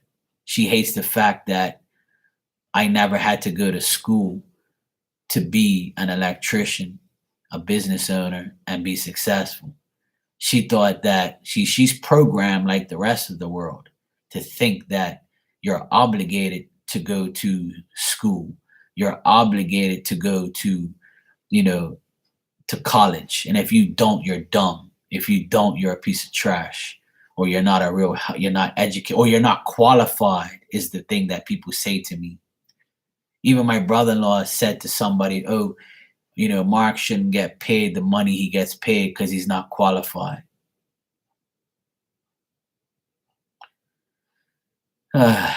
So are you qualified? That's what I want to ask him. Are you qualified? What are you qualified in? Bipolarness? Yes, that's what you're qualified in, bipolarness. That's your qualification, jackass. See, so people undermine me, disrespect me, and not just me, a lot of people. So because I don't have a piece of paper saying that I graduated or I'm no good, people that come out of college are not even half as good as I am at what I do. So as a psychic right now, I read you and I write about you and I teach you. I've taught people tarot. So did I go to college for tarot? No. I learned tarot for years and I've been doing it for a long time. So my experience, I learned from somebody too. And that person didn't have no college degree either. Because that's what people embed in your mind. You have to have those things in order to be successful. And it's not true. The most successful people in the world are people who don't have a college degree. Last I checked. And the people who do have a college degree, good for you. I'm happy for you. That's what you wanted, and that's what you got. That was your goal, to be a lawyer, a teacher, a doctor. Congratulations.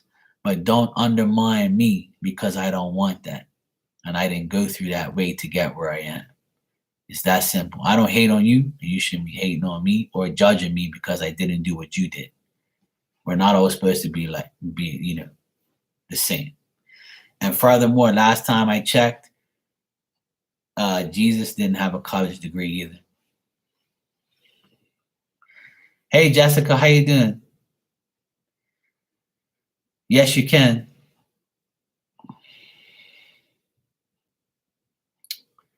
Exactly. I saved myself thousands of dollars. You're absolutely right, Hermana. You're absolutely right. I saved myself thousands of dollars and I learned for free. I learned electrical from a man that I admire very much. He's 15 years older than me. He has his own business. We both started our own business at the same time, but we both worked for somebody else. And we had a great, we learned from each other, and he taught me a lot, and that's where I am today. I learned from a lot of people. I've learned from tons of people. Even in psychic stuff, I've learned from a lot of people on how to do things. I'm not a know-it-all. I never claimed to know it all. I'm learning every day. And being an electrician, right? I can call myself an electrician because I've been doing it for 25 years. And yes, I am. That's why I'm here. So, I'm an electrician, and I learned electrical, and I have been doing electrical for 25 years. And in the electrical field, you're always learning a new system, how to hook something up, LED stuff, electronic things, all these type of new wiring systems, updated systems. Like, I'm constantly learning more and more electrical every single day, every day. Yeah.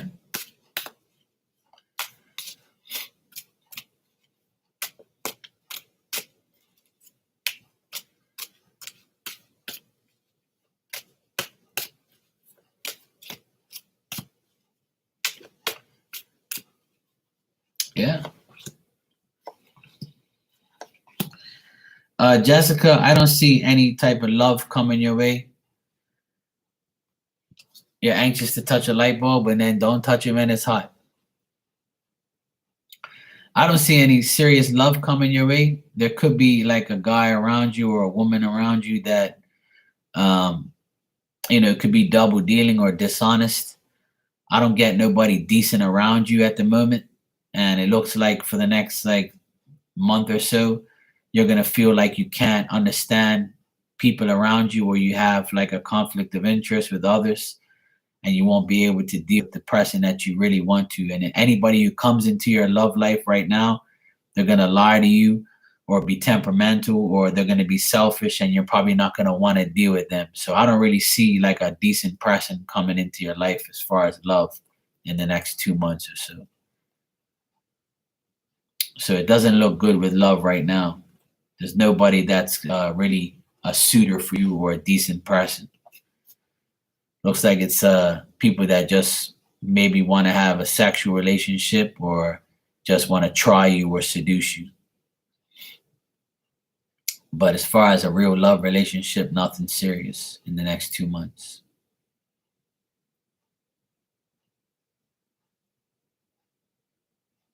Yeah, a lot of people hate electrical stuff. That's what they have people like me for. I'm not scared of electrical stuff. I've been shocked plenty of times. It doesn't faze me. No problem. It's all good. In the meantime, Jessica, you work on yourself. Work on yourself, love yourself, treat yourself good. Loving yourself will bring you happiness, and you don't need nobody to complete you. All you need is to complete yourself first, and then somebody will love you for who you are and see you for who you are, and then they'll love the fact that you love yourself and put yourself first. So in the meantime, just do that for yourself. It's better to be single and happy than be in a toxic relationship with some idiot that's not going to give you the right the right things. That's what I say every day. You're welcome. So yeah, Hermana, it's not easy. Shakima, yeah. I know a lot of people who have education and have a great job, and those are the people that hire me. One of my best clients, um, his wife is an accountant, and he is a tennis pro. He teaches tennis, and he has a lot of real estate, and they're both retired, and they're millionaires, and they give me work all the time. They trust me. I did a house for their daughter in 2010, and it was my first big job. They gave me my first big opportunity to prove myself, and I was the only one who came out of that job that still works for him today. The construction guys never went back because he didn't want them back. The carpenter never came back. The plumber never came back. I was the only one that he still has till today. From 2010 till now, I've been working for him. And he has a few houses, and I work at all of his houses. I do property management for him if I can't do it. I'll get somebody to do it, or recommend somebody, or help someone finish the job, or whatever. Sometimes when he's away on a trip, I have the keys. I have everything I need to go help and open it up to let somebody in to do a job or whatever. So, that's, I have to go through adversity, jealousy, stupidity, other subcontractors hating my guts because I'm better and I do my job and they don't. So, that's why it's good to know people who have education and have, value, and they went through college and they have the money to pay me. And I make good money, and he never once said to me that I'm not worth the money I make. Never once. Never once have they said to me, your bill is too high, you make too much money, you don't even have a degree, or you're not a qualified electrician, where's your papers? They never ask me nothing because they know what I'm about. I already proved myself. And that's what life is about. If you can gain trust as a business owner, as an electrician, as a psychic, as a salesman, as an employee, as a mother, father, sibling, then you're good to go. Trust is everything. Absolutely. I consider myself a very trustworthy person and very honest. Some people like it, some people don't. I really don't care. I'm not gonna change and be fake and lie just to make you happy. It's not gonna happen.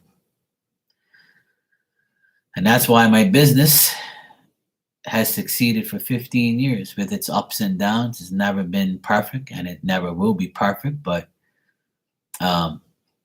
God always provides me with the ways, and that's all that matters to me. That's all that matters. Is there's been times where I've almost gave up and said, I can't do this anymore. I probably have to keep my business, but hopefully I can find other work. And then when I'm on that end of my rope and I say, I feel like I need to go get a job somewhere in the meantime, poof, I get a job, or I get somebody call me and say, hey, I got this big job for you. It's going to take a couple months. If you want it, give me a price. And I just say to myself, this is insane. Once in a while, when I don't have no work at all, God will provide me with something just to keep me going. And then next thing you know, I'm super busy. And next thing you know, I have all this work, and I'm like, okay, thanks for the blessing. I calm down now. I'm okay. That's how it is. That's how it's been for me. Hey, Bronny, how you doing, sweetie? You all right? So that's a part of business. It's never going to be perfect. It's never going to be great. it's always going to be up and down. Sometimes you're going to be feeling like you want to like give up, and other times you're like, holy shit, I have too much. Like, how is this even possible? How can it go from nothing to everything? So that's how like my business has been in the past 15 years. There's been times where I wanted to give up. There's been times where I doubt myself. There's been times where I'm like, you know what? I just need to go. I need to say fuck this and just go get a steady job.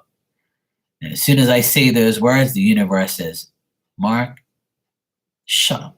You know, you're gonna get work right now. Here you go. Bang. You know? And that's what happens to me every time. But it hasn't happened to me in a long time. I've been very blessed these past few years with a lot of work, a lot of great clients, a lot of great friends, a lot of people who have put me on and gave me work. And so it's nice. It's nice to have to be financially secure, have a good business, and be healthy enough to do what I have to do. So that's the best. All right, Hermana, no problem. I'm gonna go ahead and answer this question for Brownie. But like I said, don't ever give up. Anybody who has their business and you're listening to me right now, don't ever give up on anything. Just keep going. God will provide for you. And if you believe, you'll receive that. And I'm a prime example of that. Don't forget it. All right, Brownie. Yes, I did get it. You said, how did M feel after our conversation today? All right, let me check.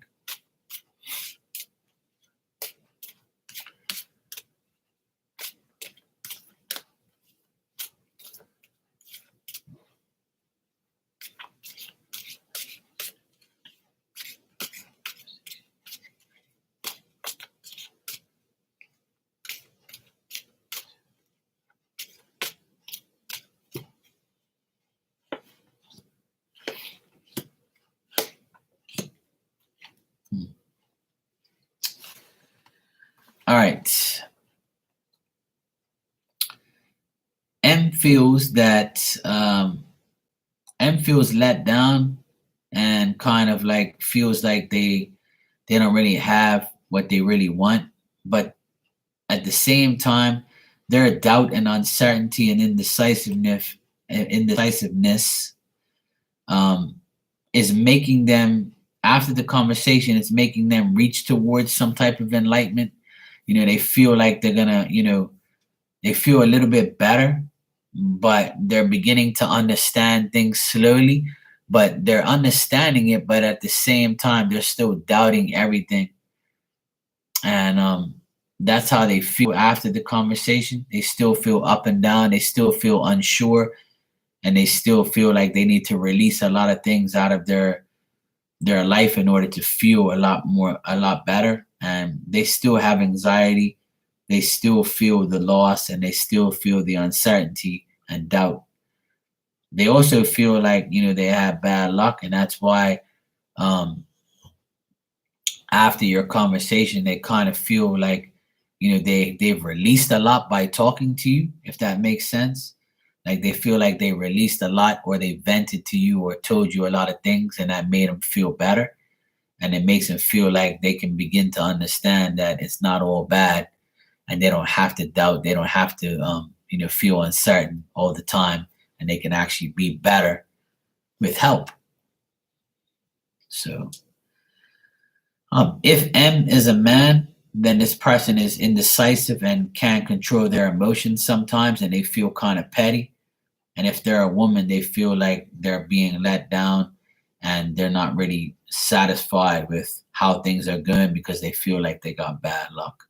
So either if they're a man or a woman, they still feel like they're not really getting what they really want out of life. But after your conversation, they kind of feel like they can make things better with your your advice, or just talking to you and knowing that it's not the end of the world, and they can make their life better if they actually listen to you, or they do what they have to do in reality to get where they need to go. But I feel like this person feels like they have bad luck, and they want to make things better. So after your conversation, I feel like they released what they had to, and they feel somewhat better. So that's what I got, Brownie.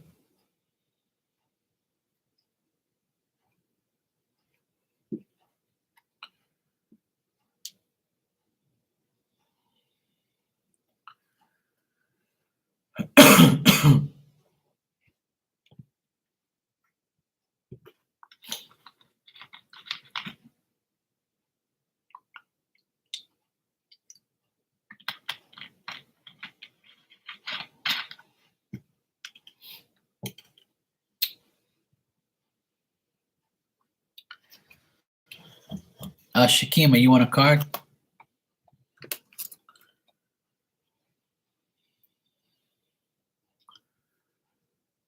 I accidentally sent a lot more than what he said, but I feel bad for opting out. Um,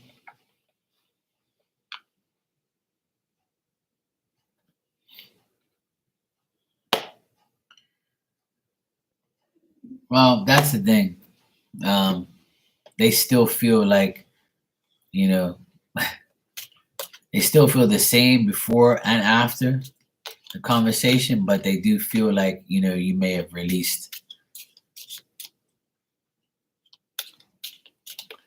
No, no, I understand. I understand totally what you meant, what you're saying.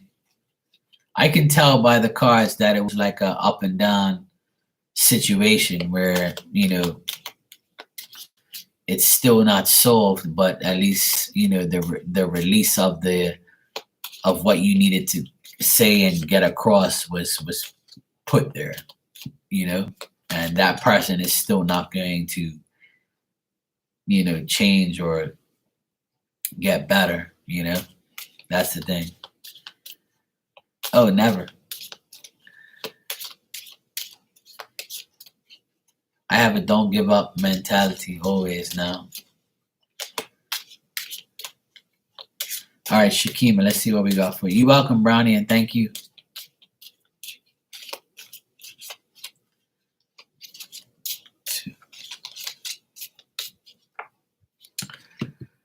All right, Shakima, this is your card. And it says, seek to enlarge your appreciation of the beauty of nature, animals, and humans. All right, bye. Take care. Good seeing you. Have a good weekend.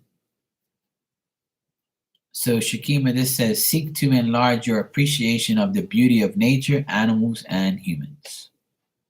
There you go.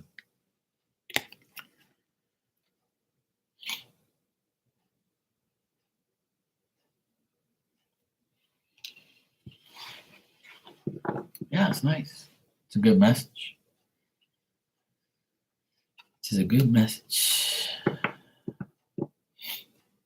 Ilda, would you like a message as well?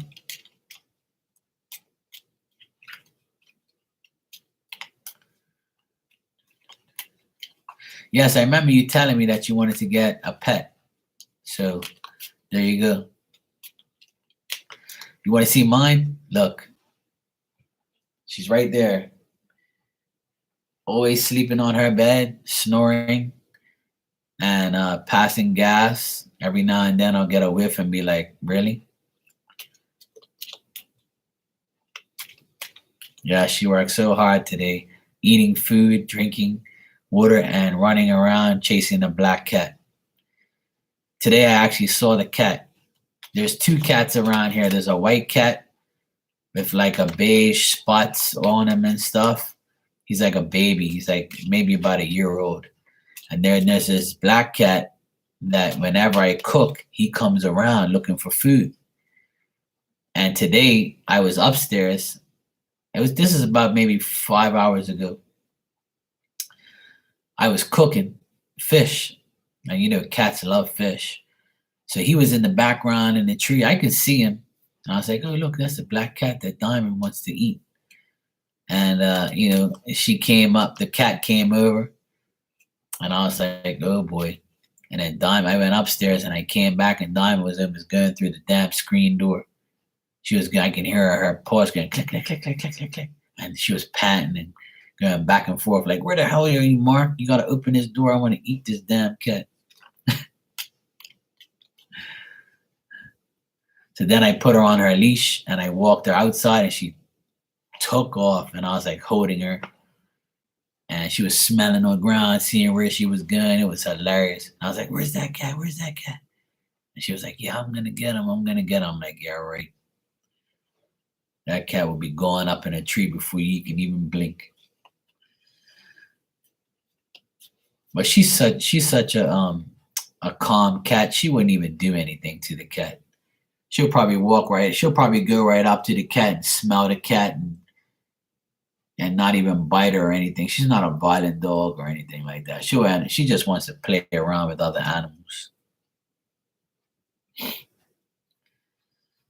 So the cat sees her and like took off. He's like, oh well, I'm gonna have to come back later and see if I can find some crumbs.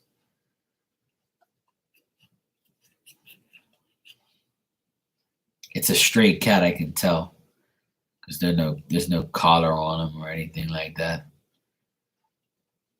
I was like, I've never seen this cat around here. Poor kitty.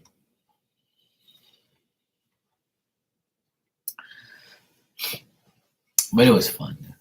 I like animals. I love cats and dogs, and I used to have a big ass fish tank. My nephews next door, they got 2 turtles next door, and I take care of them. I actually got a bigger tank for the turtles, and now that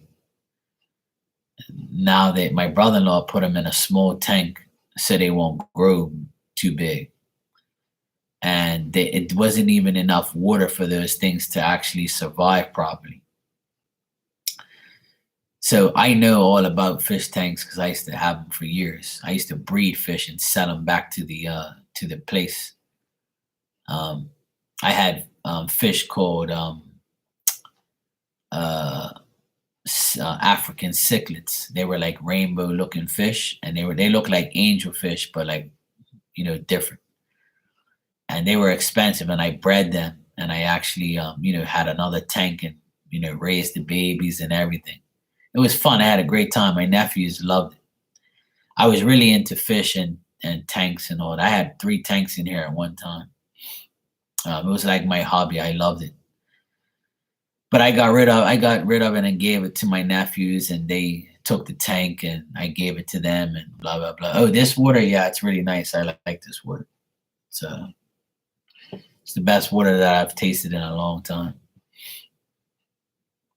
So now my nephew's got these turtles, and now they're huge because I put them in a bigger tank, and they actually swim in the tank.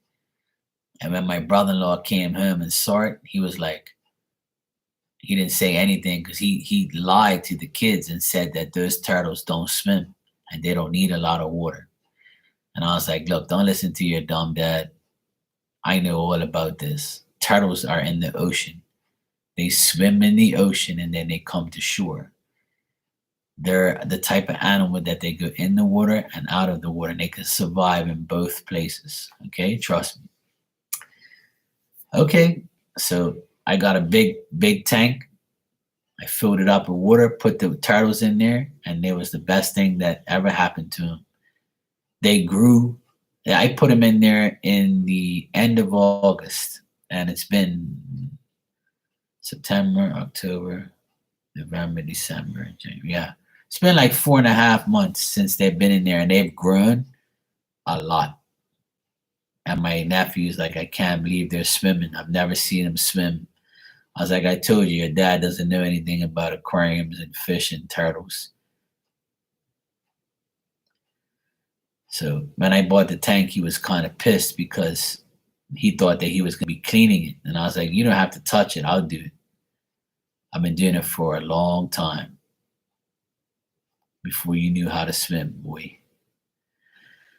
So yeah, my nephew is all excited because the turtles are huge now, and they're growing double in size, and they actually swim. And now everybody loves them because they go swim around this big ass tank. So I'm gonna end up upgrading the tank to a bigger one and put them in a bigger tank. So I'm working on that now. I'm going to talk to my friend, see if he has a tank for sale. Put them in a bigger tank.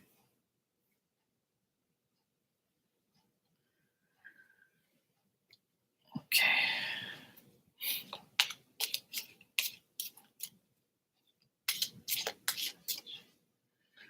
Hi, Cindy. How are you, sweetheart? How you been? All right.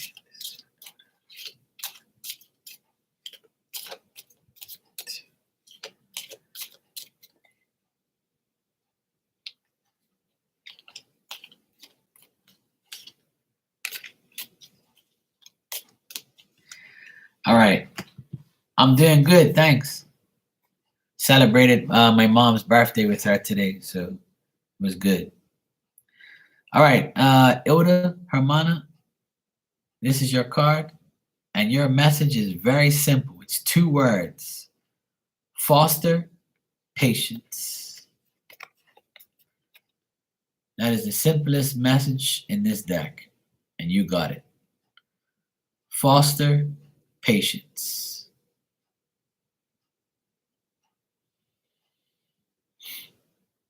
Thanks, Cindy. So there you go, Hermana. Foster patience. I know it's hard to have patience these days. Yes, my mom turned 77 today. She's the youngest child out of 5. 2 of her sisters passed away, which is one of them my godmother, and it was March will be 4 years they've been gone. Her brother is 87, and her sister's in the hospital right now, which is my auntie. She's in Canada. She's in the hospital and has been in the hospital for 3 weeks now, unfortunately. She's 83. Sad. She's all by herself, but she has like her niece with her. Her niece is with her, I think, or something like that. But yeah.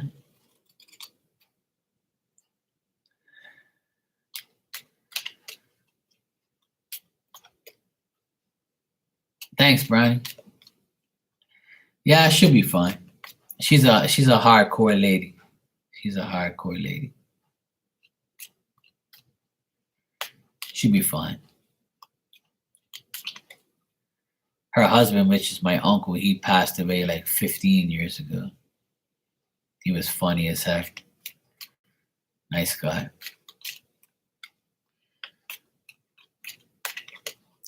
Yeah, thanks. Hopefully she'll be all right. We haven't heard anything recently. There's no change, but like she's had a lot of issues.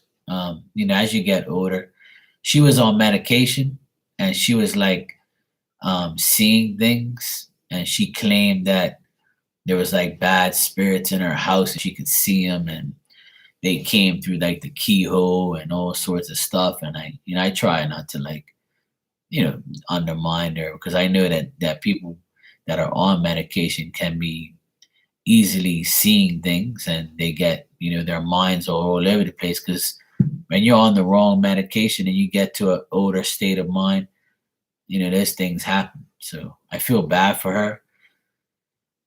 um I like when she was actually in her right mind last year. At one point I told my mom to tell her to do like a certain thing, like ritual in her home, and it helped her for a while. Got rid of the bad spirits in there, and she felt a lot better. But she lives alone, see. So my uncle died 15 years ago. Yeah, sure, Nia, no problem. So that's it's hard. My auntie always said, that passed away, my godmother. She said to me 20 years ago when I was in Portugal visiting her. She said to me, Mark, the only thing that sucks when you're married is that you don't die together. One person dies before the other. If you do die together, it's a blessing, in my opinion, because you both go at the same time and you don't have to, miss the other person. So my godmother was a very wise lady, and she said to me, you know, Mark, if you're not married, it's okay because at least you'll die and you don't have to worry about nobody dying before you or after you and have to miss you or, you know, as a spouse. So she said the worst thing that happened to her was my uncle passing away. And she was without her husband, which is my uncle, for 20 years before she passed away. So I totally get what she says. Yes, I did. She had a great day. She had lunch with my dad, um, and she had dinner with me, my sister, and my nephews, which is her grandchildren, and we had a great time. I cooked lobster for her. That's her favorite. I went to get the lobster fresh from the fisherman this morning, and then I came home, gutted it, marinated it, and cooked it for her. So she's a very happy lady right now. So, and I feel really good doing that for her because she deserves it. She cooked for us for many years, still does. And it's nice to cook for her and give her that present. You know, it's better. Food, a lobster is better than you know, material things, in my opinion. Food's always good as a birthday present. That's all she wanted from me was for me to make her lobster. That was her request. So it was good. She came here with my dad and we ate here next door at the house. And then she brought donuts for us as for dessert instead of having cake. She didn't want a cake this year. She's been through a lot. Last year, she broke her elbow. She has vertigo. She's been through a lot. She's getting up there. She's 77, so she's up there in age, and you know she's kind of like, you know, moping and shit that she's older. But she's all right though. She's fine. She's blessed. She's good. She's got me. Long as she's got me in her life, she'll be all right. I'm her favorite. I'm her favorite son. If I said that and she was here, she goes, "No, you're not. I told you I love all my kids." I said, "Don't lie, mom. You know I'm your favorite. I'm the one that does everything for you." Yeah, whatever. I love all my kids. Don't try and make me pick. I tease the shit out of her. She knows I'm only joking, but you know, I tease her a lot. I tease her all the time. I said, "I'm the best thing you ever made, mom. I'm the best thing you ever had. You know, I am the greatest." And she gets pissed. You're welcome, Hermana. Nia, you can go ahead and ask your question when you're ready, sweetie. I like to tease her because she gets annoyed. My dad gets, you know, I like to tease both of them because I do a lot for him, but instead of like, you know, reaping about it or telling them, you know, what I do, I just tease them about it. That's all. Yeah, it's nice. I keep them on their toes, you know. I'll be like, "Thank God you got me. I do everything around here, damn it." And they'll be like, "Yeah, see, you're always talking shit. You're always saying you do everything. Not everybody's like you. You know, your brother is not like you. Your sisters are not like you. But they do other things for us." I say, "Yeah, all the physical bullshit's all for me, right? All the dirty stuff is for me, right?" You know, so she gets me so they get so mad when I say things like that. But I'm only joking, man.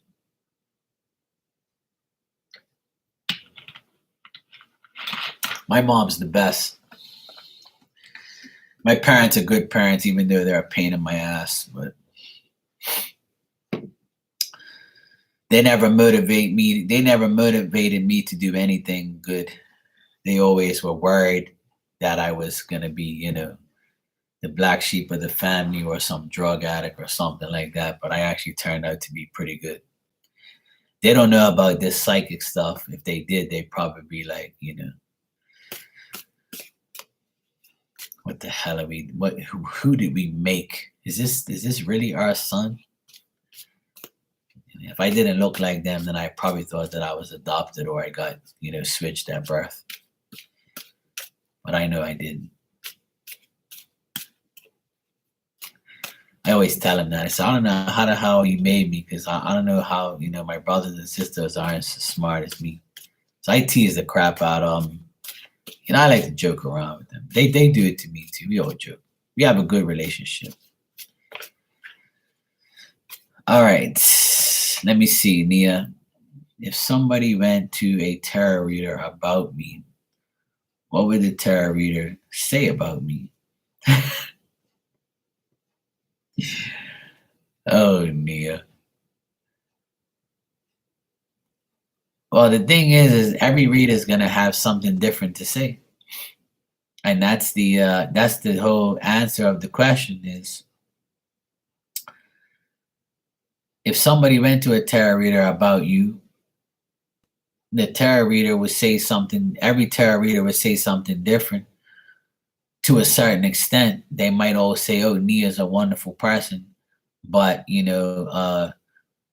she's not a great partner, or she has,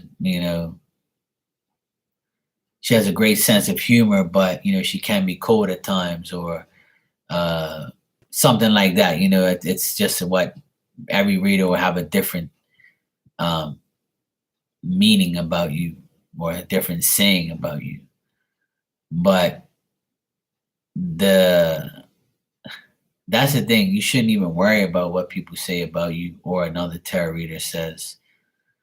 Um, but if you want me to, I can answer that question by telling you what I can say about you, if you want. Or I can do this. I'll ask if there is a tarot reader that has talked about you, what did they say about you? How about that?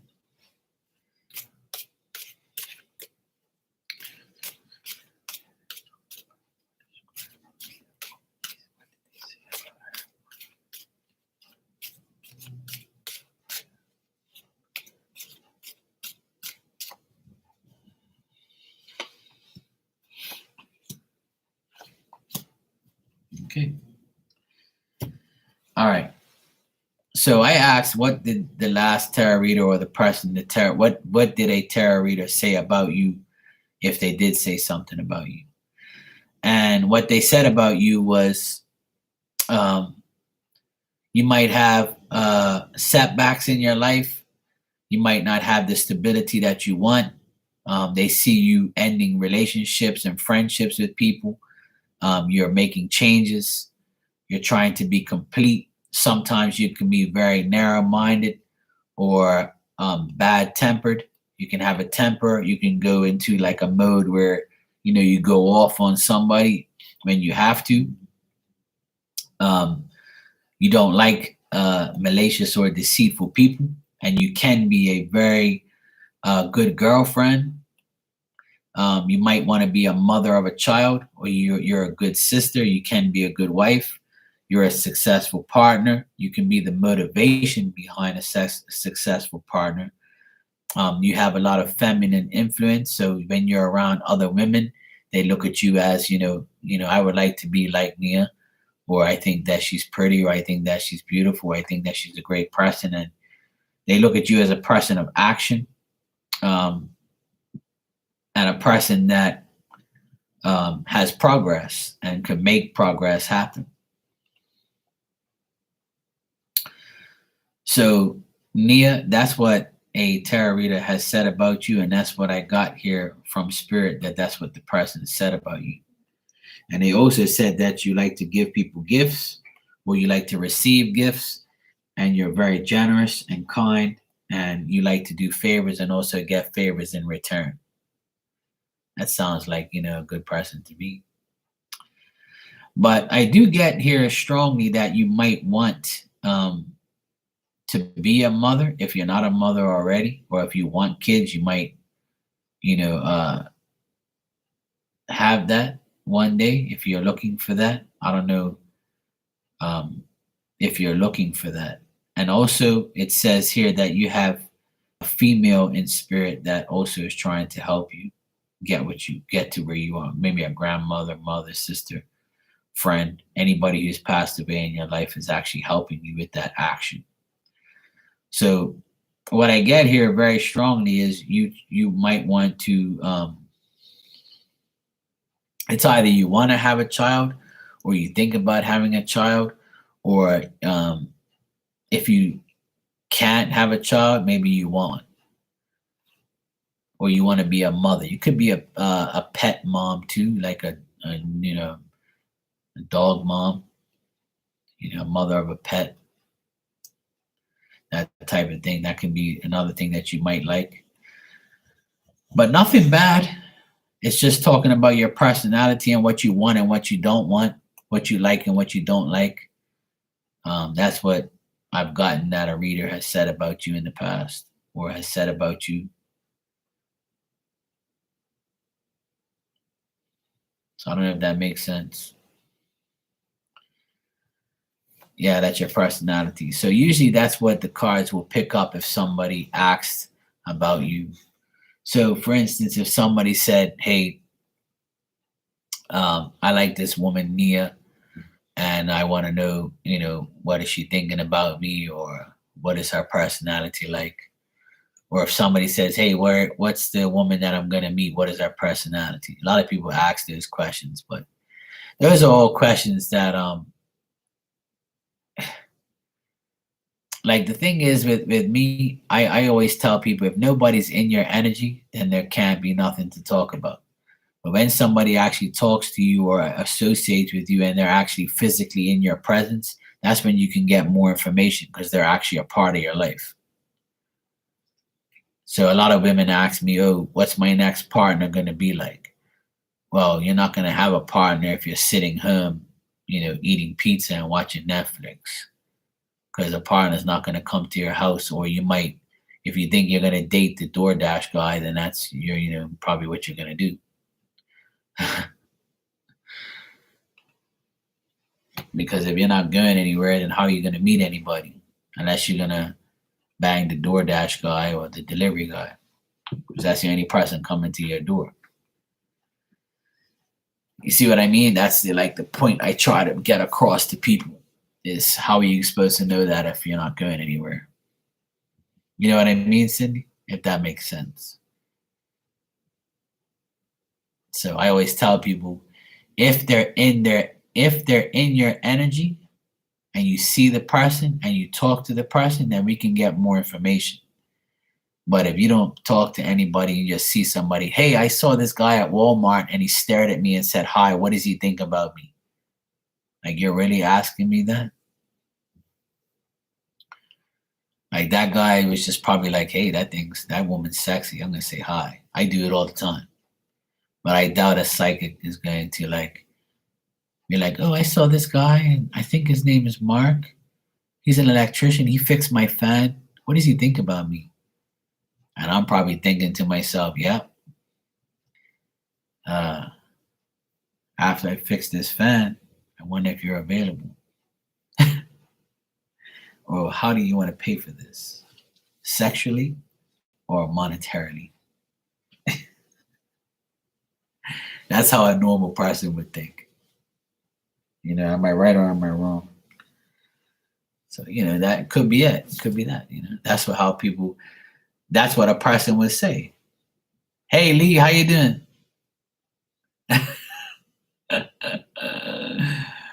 Oh, man.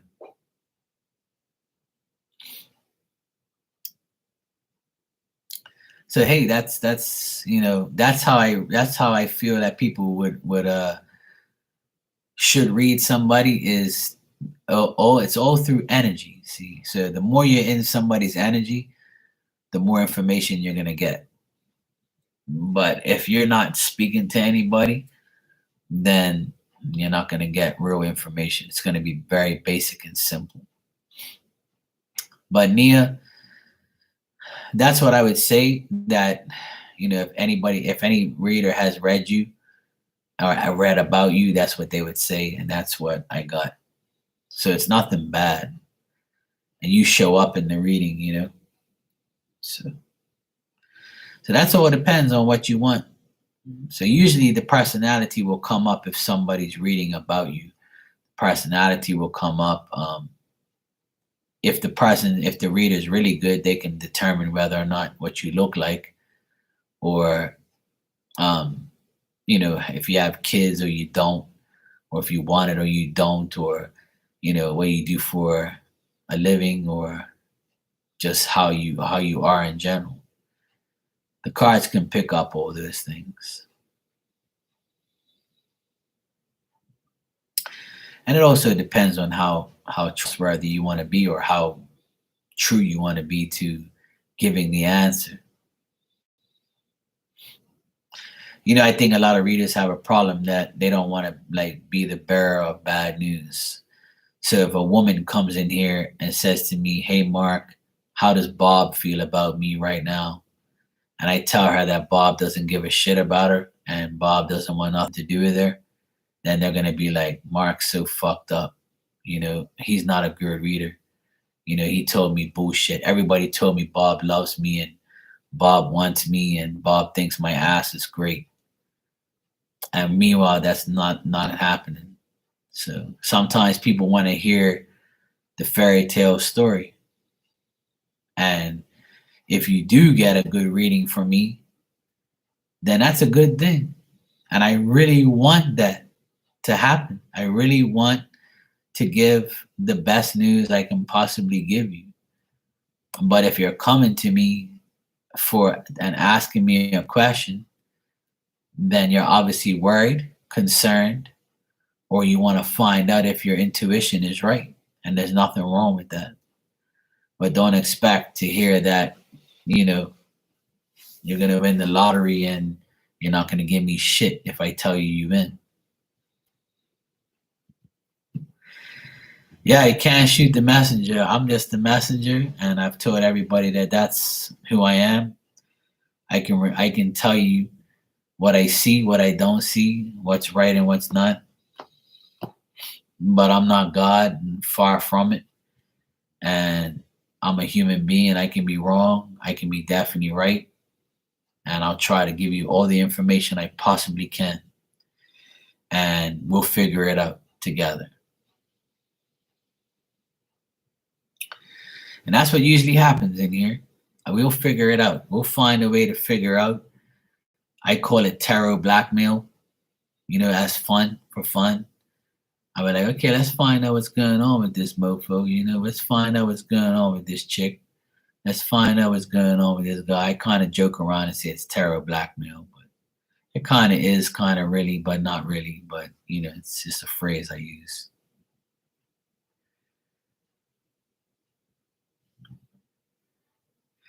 Yeah, I know. We gotta do it.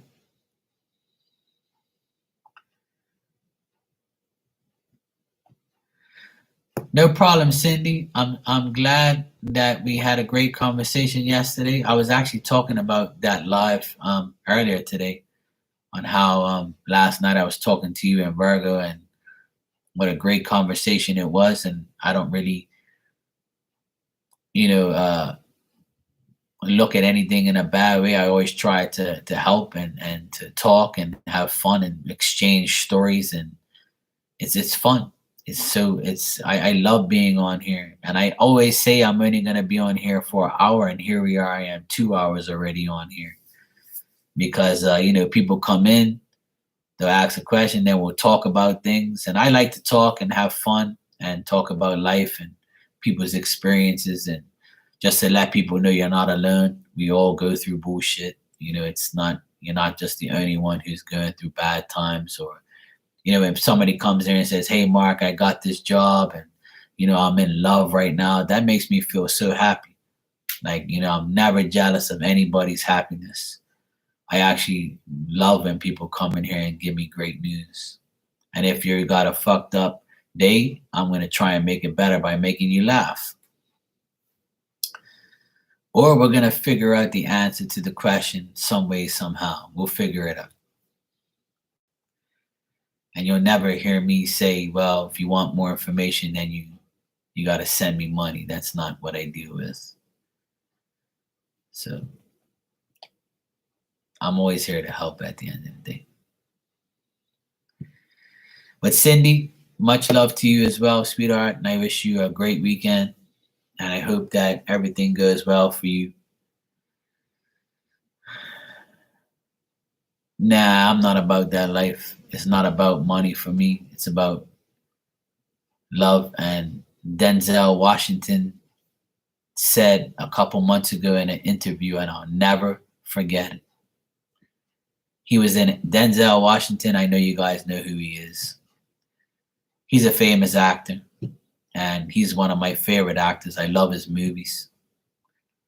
And he was in an interview in a podcast with somebody, I think, and he said, I don't care about money, even though I have millions and millions of dollars. But when I die and I'm in that hearse and I'm going on my way to the graveyard, there's no U-Haul behind me with my money and my belongings. It doesn't work that way. So when he said that, I said that was probably the best thing I heard somebody say in 2022. Because I say that every single time. I said, I'm not about money, never have been. I'm about happiness. I'm not about fame or popularity. I'm not here for that, never was. You'll never hear me say subscribe and like to my channel, all that bullshit that people do. I don't care about that. I come here to have fun. And I come here to help. I come here to exchange stories and just make friends, and that's it. I don't care about that, because if I die today, none of these hats are coming in my grave, none of these clothes, none of this material shit, none of the money that I made on here, none of that shit's going to come with me in my grave, in my coffin. So why should I worry about it? And that's what made me a better person, realizing that I don't have to worry about that type of shit. What's going on here? Cindy, you didn't have to send me that, sweetheart. That's fine. But thank you. I appreciate that. I appreciate the donation, sweetheart. Thank you. Appreciate it. Thanks.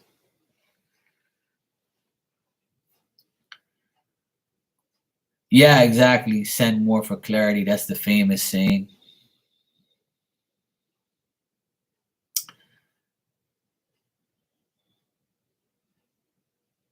Oh, yeah. Well, you know better than anybody that I charge, for personal readings. When I do face-to-face readings, I charge $50 for half an hour. And how many times do I go way over half an hour and never say one thing about, I was talking to you for an hour and a half. You got to send me $150 for my time, even though we were talking about life and everything else. Some people would do that shit. And I don't care. Like, that's, everybody says that to me. Every time I get a personal reading with Mark and I pay $50, we go way over the time and he never asks me for $1. Because half the time, I'm guiding you or talking to you or giving you advice, or we're comparing stories. At the end of the day, out of that hour, I'm probably going to give you a half an hour real reading where I shuffle cards and answer your questions or do mediumship. But if we go over the time, that's on me. I could say, look, your time's up, the timer went off, goodbye. But that's just greed and stupidity. I don't think that I've ever done a reading for somebody for half an hour and left. I don't think I've ever done that. I don't think that's even a thing. I really don't. I don't think that's even happened to me ever in life. Every reading I've done has gone way over half an hour. And, I never care about that. It doesn't matter to me. Hey, BT, how you doing? I just got your donation. Thank you. I appreciate that. You can go. Oh, you already asked your question here. Okay, cool. Regarding this,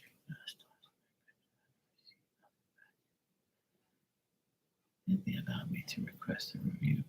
This time, if Beamer Bank takes care of my case, do you see I can be successful?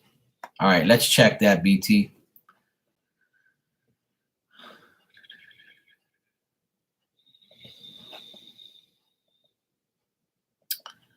Yeah, exactly, Shakima. You know, that's all that matters to me is I will go above and beyond because I want people to do that for me too. And I've had readings from people where they watch the clock and I'm like, yeah, I won't be coming here no more. Or they give me some bullshit answer and that's it. But at the end of the day, you know, we're not all the same. Not everybody's gonna, you know, some people don't care about money, some people do, some people have to care about money because this is their source of income, or it's just greed. But the readers who don't, like myself, are the ones that are reliable and the ones that actually get the real information.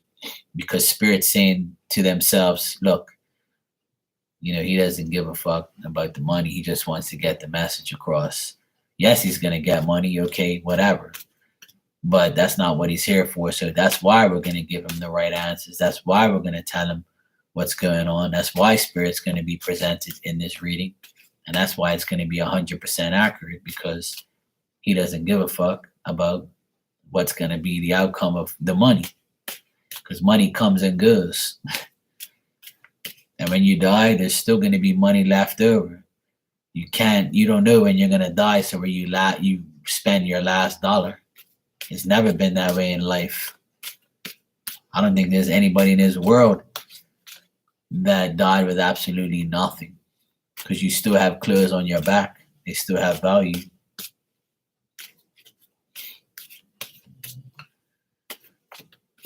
Unless you die naked and you don't have anything at all, which I doubt. All right, BT. Let's see what we have here. If you hear noises, it's you know who. She's behind me, okay? It's not me. She's making grunting noises. Her stomach's growling. Her stomach's making noises. It's all sorts of noises coming from behind me. It's not me, okay? People be like, oh my God, Mark just made noises. What the heck's going on? And there's a culprit behind me. She's something else. She has the life. I think if I ever want to come back into this world, I want to be her reincarnated with a good owner. I wouldn't mind being a dog. A real one, not a male dog. There you go.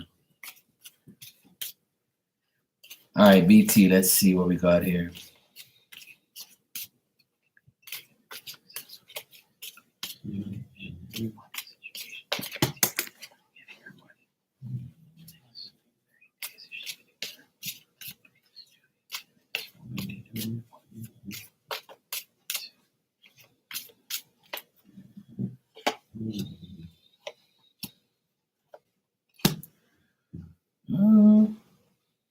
Well, all right, BT. In the next like 30 days, I still think that it's going to be very difficult. But I'm going to read what you said here again. You said, this time a female banker takes care of my case. Do you see I can be successful?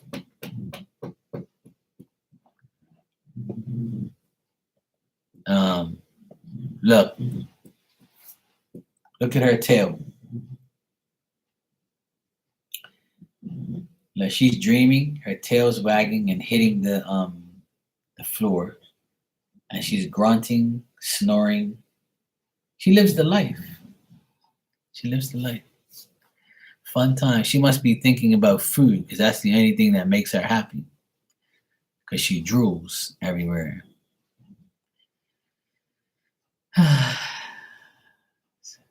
I said she takes away my fame on here, you know.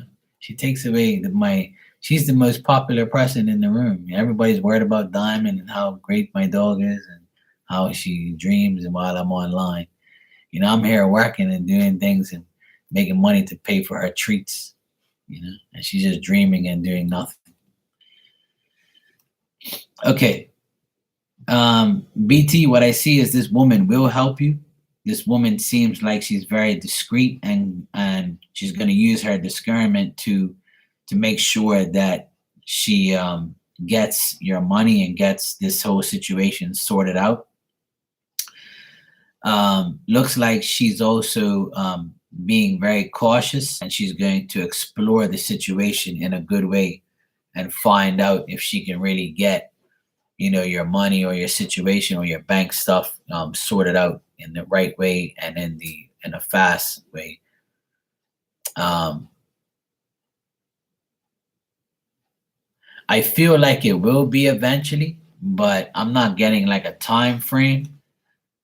But I can ask. But in the next 30 days, I think she's really going to try, but she's being very discreet about it. Like she has to go about getting this done for you in a very, um, discreet manner and a safe manner and a very cautious way, for some reason.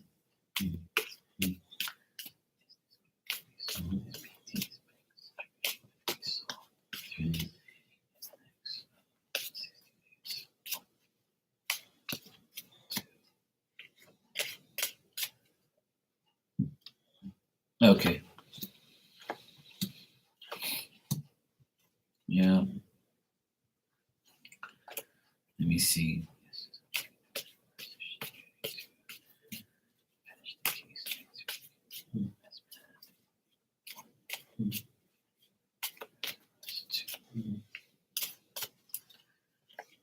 Yeah. She'll finish the case next week as planned. I got the Wheel of Fortune here. So this is telling me that for better or for worse, it's going to happen. And it's going, I think that this is going to be the end of the situation here where it's going to be, it's going to end the problem, and you're going to, it's going to be, the outcome is going to be good. The cycle will finish and you'll get what you want. But I still see some discrepancies and things that is going to happen though. Like I'm not getting like a really concrete type of like yes, but I'm getting like it's being worked on.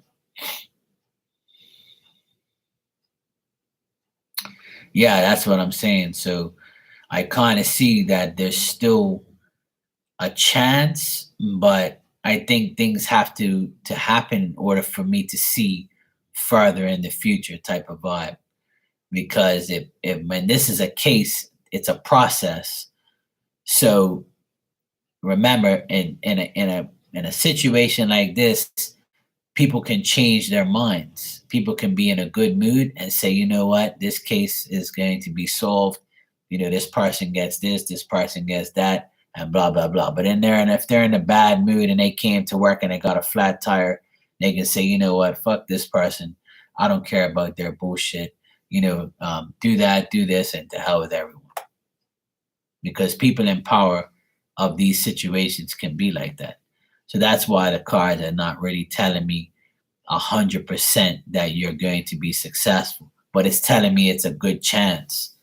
Because to me, the Wheel of Fortune saying yes is also saying that it can also turn the opposite way. That wheel can also turn back and say, well, you're going to have to wait a little bit longer, or you're not going to get exactly what you want, but you're going to get something.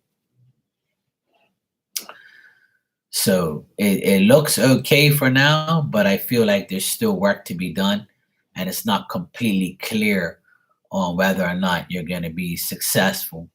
Because you said, do you see I can be successful? So I see the female banker, and she's taking care of the case, and she's the right person for it. So from what I see, as far as you being successful with it, it depends on those people. So I say that there's a good chance, but it's still going to take time.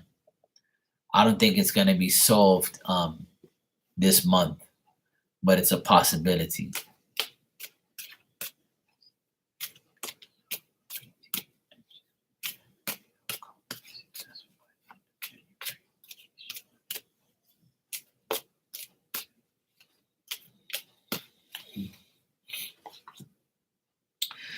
It's telling me that at the end of this month, it could be a very good chance that it does get, dealt with. It looks like it's going to happen this month where you're going to get what you want.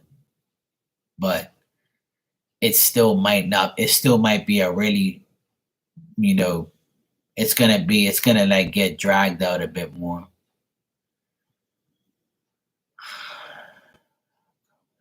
Disappointing, yeah. Yeah, I honestly, BT, like I don't want to get like, ahead of myself, but I did get the last time I asked here about by the end of this month, because it's the 6th now, the 7th here. Um, I asked from now until January 31st, is it going to be good for you? And it says yes. So I got a yes, but it's a yes, but it's a yes that can change, if you know what I mean. Like it's still not 100% yes, but it's, I would say, a 70% chance that it's going to be, it's more of a chance, a good chance than a bad chance. I would say that from the cards, it says it's gonna be okay. Successful, it's a possibility, but I still think there's work to be done and there's still a process here. So as this month goes on, we'll check again and we'll see if it's actually gonna be for real. So it looks like the person that's dealing with it is being very like they're dealing with the case in a good way. If this woman, like, if she wears a dress the last time you saw her, then I would say that this is the right woman.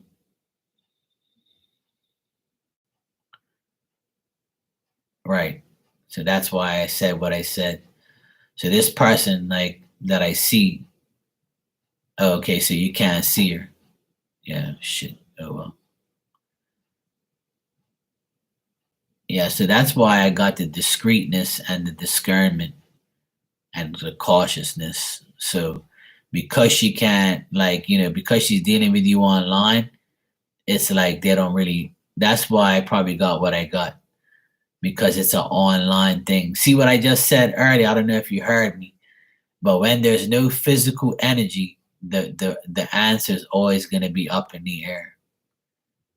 And that's, see, now you told me everything is online. So if you're not physically seeing the person, okay, Cindy, if you're not seeing the person in real life, then it's like kind of a pain in the ass because you're not really getting the full energy feeling and the answers through the cards.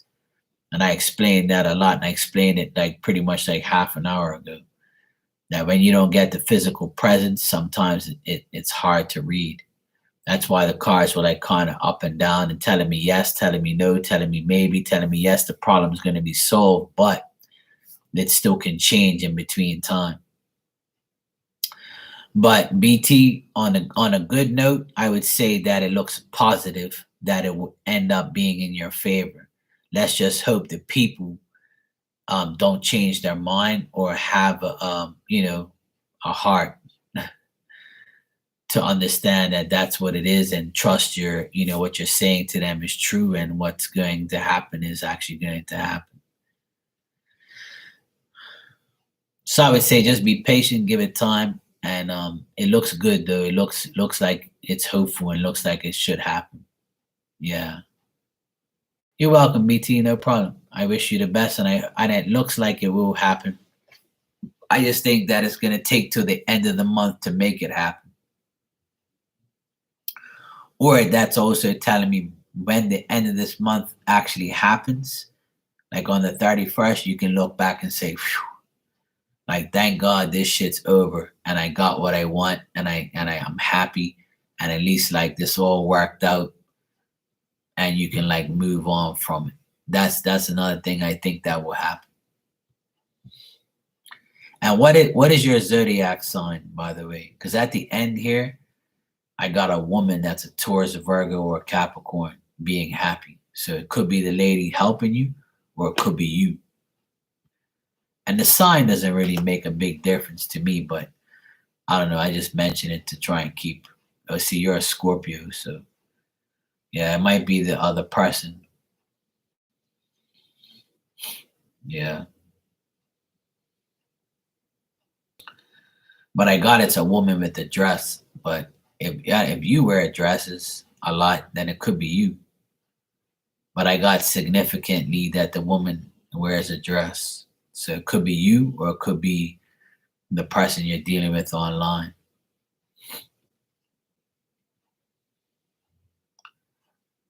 But either way, it looks good. It doesn't look bad at all.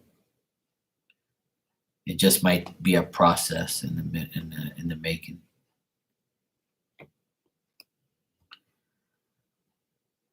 Just a process. So let's keep our fingers crossed for BT, and hopefully she gets her problem resolved.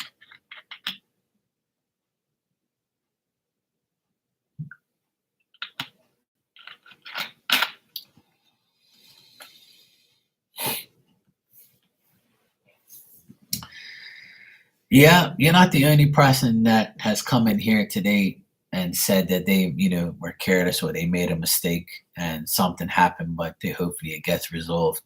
And also remember, we're in the retrograde period right now, and we'll be in for the next 2 weeks. So the next 2 weeks are going to be difficult, and it's going to be like things that don't go your way, things that are going to be delays. They're going to be no communication. It's going to be a lot of bullshit here and there that you're going to have to deal with. So that's why I would say the clarity is not 100%, but it looks hopeful towards the end of the month. So I'm looking forward to the retrograde to go away. And my birthday is next month. So I'm happy. It's no retrogrades, no nothing. So I'm happy. And plus the full moons today in Cancer. So that's another issue. So the energy is all over the place right now. A lot of craziness everywhere, a lot of up and down, a lot of in and outs, and a lot of people, a lot of emotions, a lot of stuff, a lot of communication, a lot of things, a lot of different things up and down.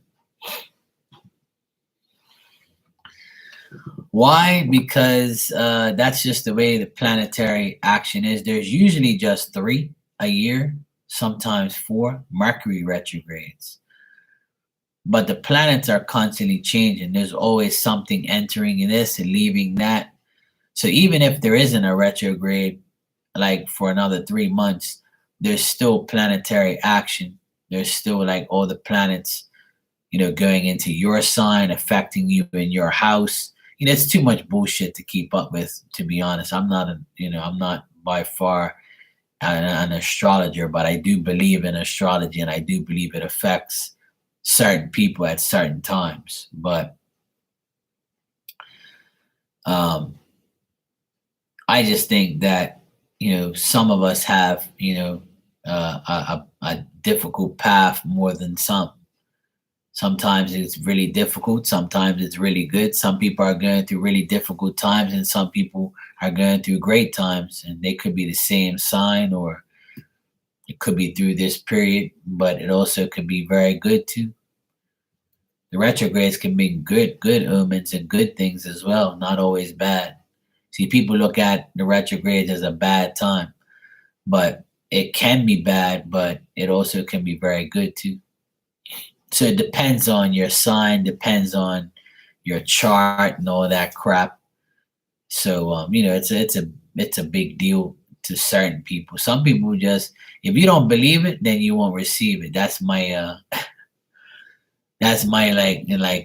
analogy on it, and I think it's a myth, to be honest, but it actually becomes a reality sometimes. I don't like to harp on it, but it is real.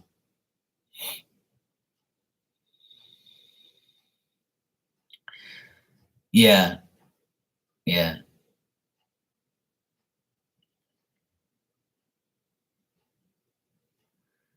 yeah. That's good though. I mean, if it's not greedy, then that's a good thing. So, but the communication in the retrogrades is like lack of communication, or like incorrect communication, or like say if you're talking on the phone and like your phone shuts down, you're like, oh shit, or you're like typing on a computer and the electricity goes out and you're like, oh shit, I just lost the whole file.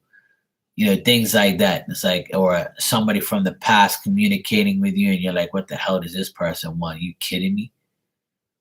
Things like that happen, or you're like your internet goes down, or your shit's buffering all the time. Like those things kind of happen during the retrograde.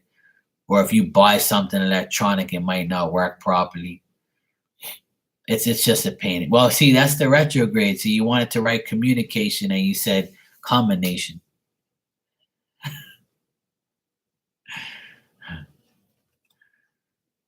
Yeah, it's just the way it is. It's life. It's okay. It's just life. But it's almost 1 o'clock in the morning. I'm gonna get out of here and I'm gonna go get some sleep. Uh, but yeah, you'll be fine, BT. Just keep hoping, keep praying, keep staying there, and yeah, exactly. But I will see you guys tomorrow. I'll be here for sure, and I'll be here, at nighttime again. Probably, I might come on during the day. I'll see how things go. But it's good seeing you guys, and take care. Have a great weekend. If I don't see you, I'm gonna go get some sleep. I'm heading up for today. My belly's full, and I'm getting tired. I've been on here for 2.5 hours. It's been good 2.5 hours being with you guys and having fun talking. But I'll see you guys tomorrow and have a great weekend and enjoy your night. And I'll see you guys later. Thank you.